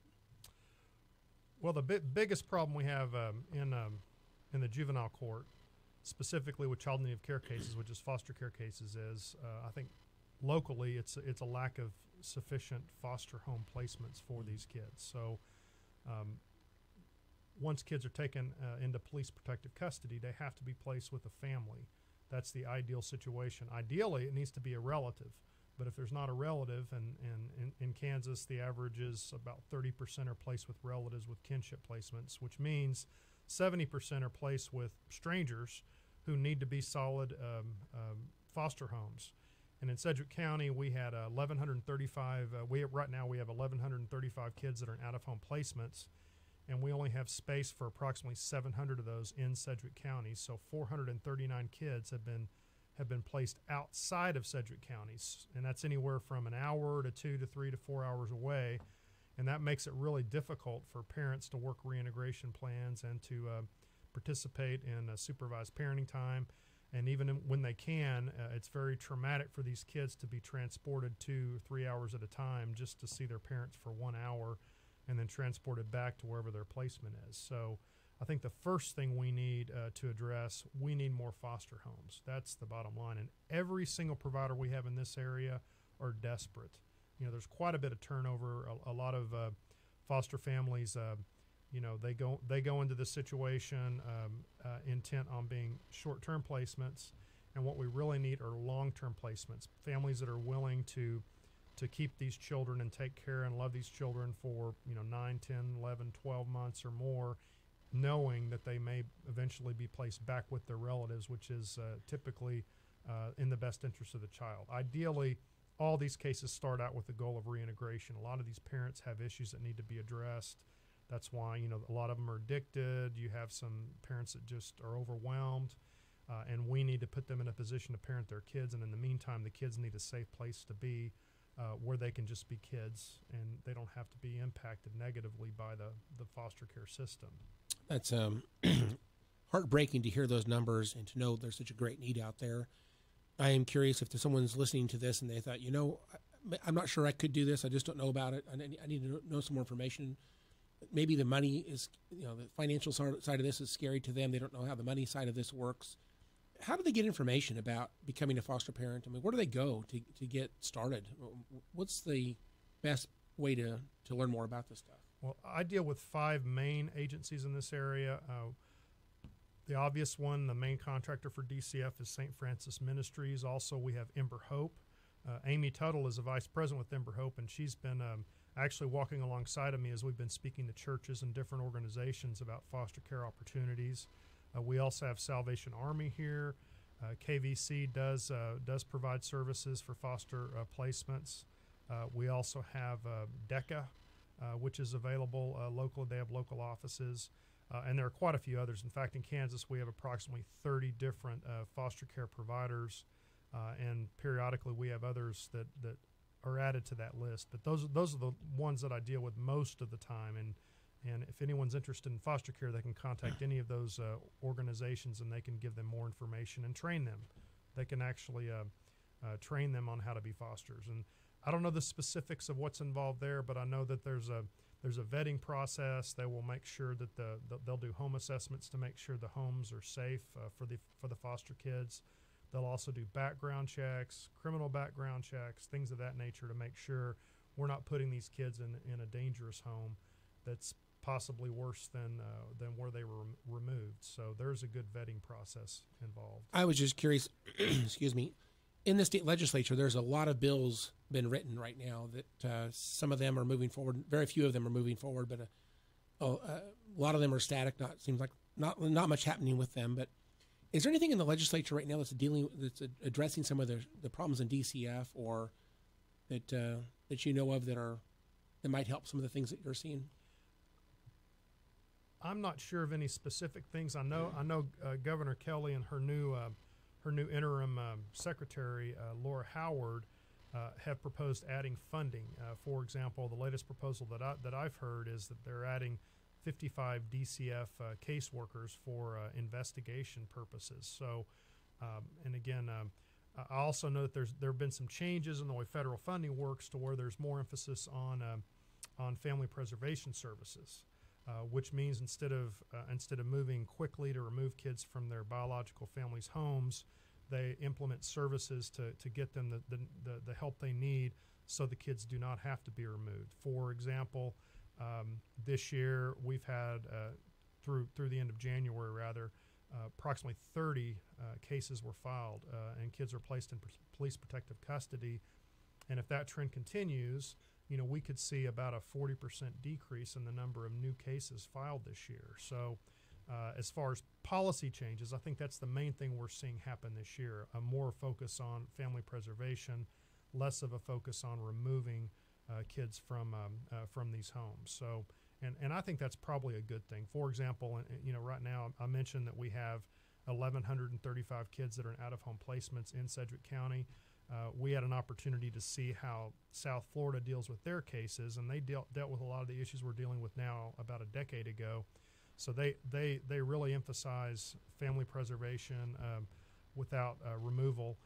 And in Dade County, Florida, they have over 3 million residents, and they have about 1,500 kids that are in out-of-home placements. So a substantially larger population, and yet they have a much lower percentage of these kids that are being placed in police protective custody. So that kind of gives you an idea of possibly that's a good thing. And we have one of the higher out-of-home placement rates in the country for the population, of the child population. So that's probably a good trend to make sure that we focus on helping these families. Well, Dade County is about the same size as the entire state of Kansas. Right, You mentioned this 1135. That's just Sedgwick County. That's just Sedgwick County.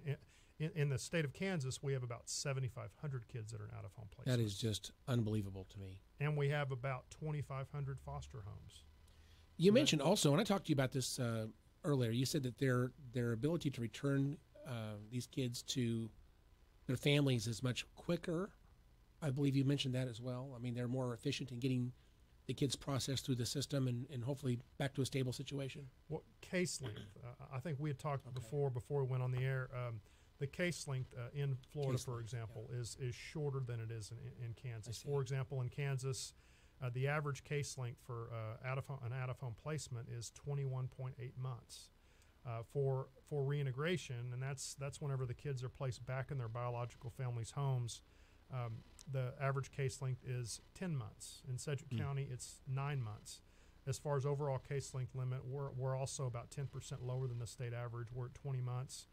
The big one is adoptions. Whenever these cases go to an adoption case plan, the average case length in Kansas is 40 months. So over 3 years, these cases languish before finalization. In Sedgwick County, it's 30 months. But when you compare those numbers to, for example, Florida, to also, for example, Texas, they have about probably a 10 to 20% shorter case length for most case plans, except for reintegration, which are about the same. And again, part of that is the emphasis on preserving the family before the cases are filed, and I think that's a big factor in those states. When you say adoption, are you talking about adoption from birth all the way up to age 18? Are we talking about kids who are in the foster system or trying to find a permanent home? Or that's all adoptions. All adoptions. Whenever they can't reintegrate and they have to go to adoption. Well, I have another couple of questions on adoption, but I'll tell you before I get to that, let's go ahead and take a short break, and after the break we will hopefully take some calls. If you guys want to call in, it's 721-8255 or 721-TALK. And we're talking with District Court Judge Kevin Smith on everything juvenile that hits our courts. And so I want to say thank you for him to being here. We'll take a break right now and we'll come back in a few minutes and continue this discussion. Thanks. The voice of reason with Andy Hoosier on the Big Talker, KQAM. Opening markets on KQAM, brought to you by Schmidt & Sons of Mount Hope and Winfield. Market information, Mid-America Ag Network. Well, ordinarily, we'd be talking about the opening markets right about now, but the markets are closed today for the President's Day holiday, so no market activity today. We'll kick it off tomorrow at this time, and we'll be back in business on a Tuesday. It's been well documented that the Environmental Protection Agency is working to complete a rule by the summer driving season that would allow year-round E15 sales. The USDA is worried about the work being completed on time. According to one report, the USDA says EPA would have to use some discretion in restricting E15 use if the rule isn't ready to roll out by June 1st. USDA Deputy Secretary Stephen Censky says the EPA is working hard and is very committed to getting a new rule in place and announced in time for the summer driving season. Quote, I know that the EPA has some enforcement discretion. They could announce that they won't force folks to stop selling E15 in several states and that retailers won't have to worry about having enforcement actions taken against them, end quote. For years, the ethanol industry has urged the EPA to equalize the Reid vapor pressure regulations between E10 and E15. Because of those regulations, E15 has been largely unavailable to retailers for sale during the summer months. The industry contends that adding 5% more ethanol to the nation's fuel supply during the summer driving season would be helpful in reducing tailpipe emissions even further. So we'll see if the EPA can get everything in line in time for the summer driving season. They've said they may be able to get a rule to roll out by June 1st. We'll see if that indeed happens.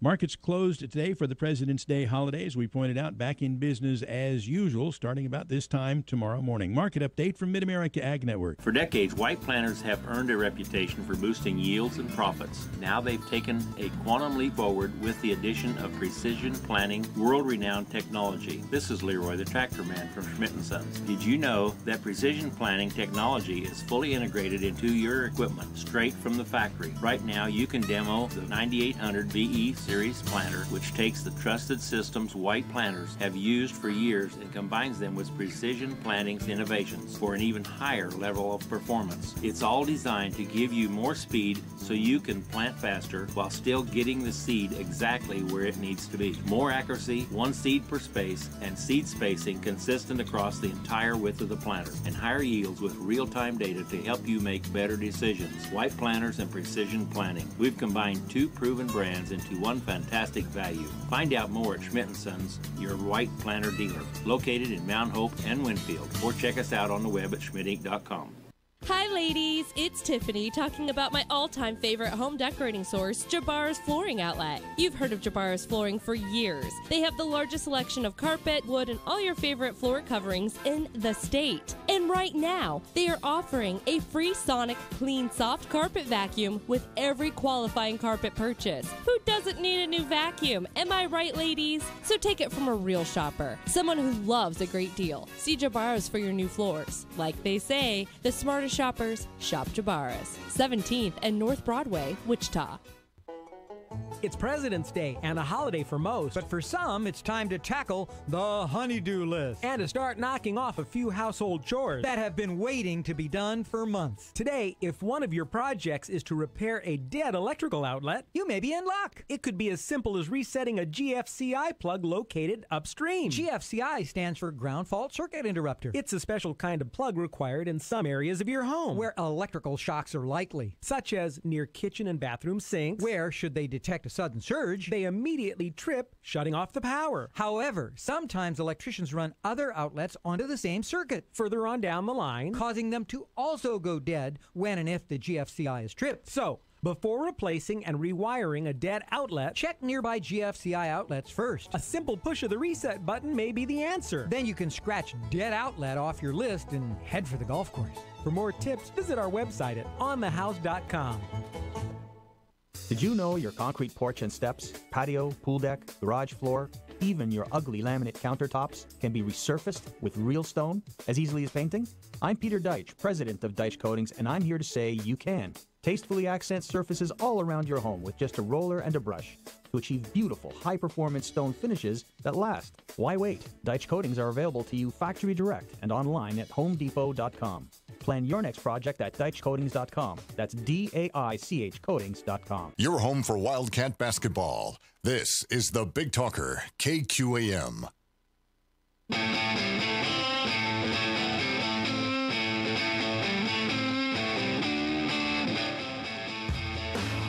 we are back in the studio. This is Jim Howell filling in for Andy Hoosier once again. The number to call in if you're interested in talking to me or to Judge Kevin Smith is 721-8255. That's 721-TALK. We are talking about foster care, and with the new governor, one of the things that we have seen recently is, this is typical, so I'm not going to say she's done something unusual, but new governor, they tend to wipe the slate clean with all their secretaries of different departments and start over. And so I believe that happened. We had the secretary of DCF, I think, was just sent away, and there's a new person there. Who is there in that position now? I believe that's Laura Howard. Okay, she's an interim. She hasn't been. Senate hasn't given her the thumbs up yet. Not yet, but I think it's pretty much a given that she'll be named the secretary. Okay. Well, that of course that just changes everything. Of course, maybe leadership is the problem, but we certainly have a lot of kids in this system statewide and inside Sedgwick County. One of the things I've mentioned before is, I'm disappointed that we don't have juvenile offender beds in the county any longer. I think the state has kind of defunded that entire process. And in fact, I think statewide, I don't think there's actually any JO group home beds in the state of Kansas. I don't think at this point. Do you know?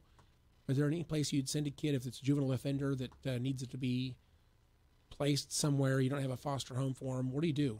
Well, for juvenile offenders, we really can't sanction anymore with time. So unless they pick up a new person felony, unless I can make a finding that these kids are pose a danger to others or others' property when they violate probation, I can't impose any time. Basically, all I can do as a district court judge is reinstate their probation and possibly add some conditions to deal with things like drug addiction, possibly behavior issues, mental health issues, but there really isn't a method in the statutes to allow that to happen. That was an outgrowth of Senate Bill 367, which focuses on community-based resources as opposed to incarceration. And I think the purpose behind it is good because there is data that shows that incarcerating juveniles doesn't prevent recidivism, but there are some groups that do respond to, for example, if they continuously violate terms of their probation, like they don't go to their meetings, they pick up, for example, they test positive for drugs, things of that nature. There are some groups that if you put them in a juvenile detention facility for 24 to 48 hours, they'll respond. But again, we really don't have that option anymore. Very good. Listen, we do have a caller on the line. What's your name? This is Nick. I'm sorry, did you say Rick? Nick. Okay. And what's your question, sir? On that topic, thank you for taking my call, by the way. Sure. How come a dirty UA is not considered recidivism? Because, and also, what is recognitioning? And those are my questions. I don't know if, there you go. I'm not sure I understand the second question, but can you say that second question again, please? There's a moral recognition therapy that's been either proposed or used for juvenile, I think, issues, and I didn't know exactly what that was. I'm not familiar with that term either. As far as the dirty UA, that's considered a technical violation. What? Okay. And there's a long list of technical violations. For example, testing positive for drugs, not going to treatment, not showing up for probation meetings, things of that nature. Those are all technical violations. And the way the Senate Bill 367 revised our options, once a juvenile picks up 3 technical violations, only then does a judge have the ability to even bring them into court to actually deal with the probation violation.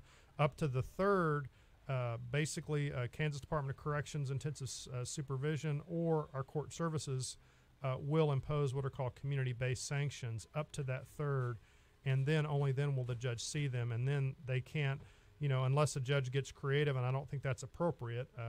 A judge would have to find that testing positive for drugs poses a danger to others or others' property in order to impose any type of sanction in the juvenile detention facility. And again, I think that's basically ignoring the statute whenever judges do that. Now, I will tell you, if you have somebody who's driving, for example, they drive to court and to answer to a judge for probation violation, and they're positive for drugs when they get to the courthouse, then obviously you can make a finding that they're driving under the influence. And in that situation, you could certainly find that they pose a danger to others. But that's very, very, very rare. Most of these juveniles that pick up positive drug tests, most of them very often don't even have driver's licenses, and they're being transported there by parents. So that's they still have to possess the substance. It's just they're using it, but they're not being considered recidivating because they don't get caught committing the possession crime. Right. I think when you're talking recidivism, that has to do with them picking up new crimes. So I guess technically, based on what you just stated, that's true, because it's not technically illegal if you're not on probation to have illegal drugs in your system. But if you actually earn possession of those illegal drugs, then that would be a new crime. But again, the statutes are also clear. If they pick up a new offense, it has to be a certain type of offense in order for that to be considered something that the judge can jail them on the probation violation. I'll just say a final word. What's your and thank you again for taking my call. What's your thought on the cannabis bills going on in the legislature and what the options are, like whether maybe we should either make it a felony or allow the people to have access to it constitutionally or whatever. But anyway, thank you and have a good day. Yeah, I would just say that's a legislative issue, and I'll let Mr. Howell, Commissioner Howell, comment on that further. This is a policy choice of our state. I think that we're going to see some marijuana laws in Kansas will be changing. Obviously, policy-wise, we're debating that so heavily in Kansas. I would expect some change there. Maybe medical marijuana or decriminalization or whatever. I don't think we'll see legalization for recreational use probably anytime soon, but I do expect it'll change sometime. Anyway, Nick, thank you for the call, and thank you for Judge Smith for coming in. I sure appreciate you. President's Day this month. I appreciate that. Thank you, Commissioner. All right, thank you. Put a Washington quarter down and get an F-150 truck for only $475 a month. Only at Rusty Eck Ford Proud. There are rubber ducks. There are mallard ducks. There's even Donald Duck. And, of course, everyone has heard the expression, you better get your ducks in a row. Come on, man. Well, it's never too late to get your ducks in a row when it comes to pre-planning at Old Mission Mortuary, Cemetery, and Crematory and Whitechapel Cemetery. Pre-planning can save your family members time and money during an already difficult time. Find Old Mission Mortuary, Cemetery, and Crematory and Whitechapel Cemetery online today or call 686-7311. 686-7311. In honor of President's Day this month, Rusty Eck Ford is rolling out a presidential offer. Put a Lincoln penny down and get a Ford Focus for $189 a month, only at Rusty Eck Ford Proud. This is a Steckline Communications station, K273CX, FM 102.5, and AM 1480 KQAM, Wichita Proud. It's time for the latest news from the KQAM News Center. Brought to you by The Laundry Station, Kansas's premier laundry services provider in the Wichita area. Centrally located on Oliver at Kellogg. The Laundry Station.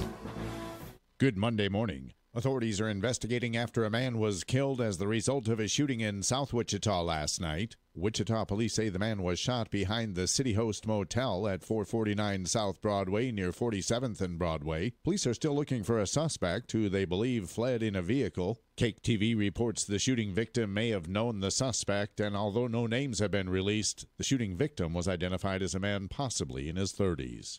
South Central Kansas may be in the bullseye of yet another winter weather event. Forecasters saying although there's snow in the western part of the state this morning, another round of snow is set to make its way, possibly covering the entire state Some forecasts have Wichita receiving as much as 3 to 5 inches of snowfall tomorrow.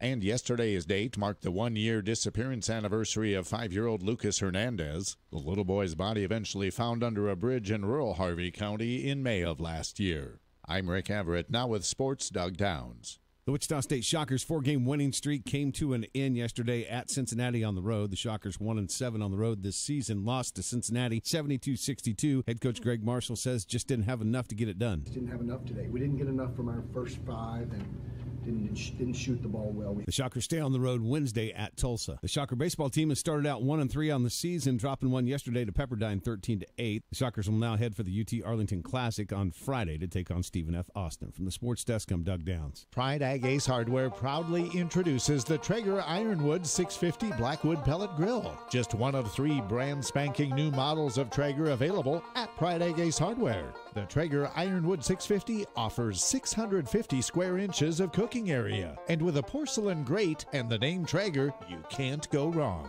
And check out the all-new grilling section at Pride Ag Ace Hardware with not only Traeger, but Big Green Egg and Weber. Pride Ag Ace Hardware of Mays. Professional excavators and homeowners, safety always comes first, and safe digging is no accident. So before you begin your next digging project, remember to call Kansas 811 to have your underground utility lines marked for free.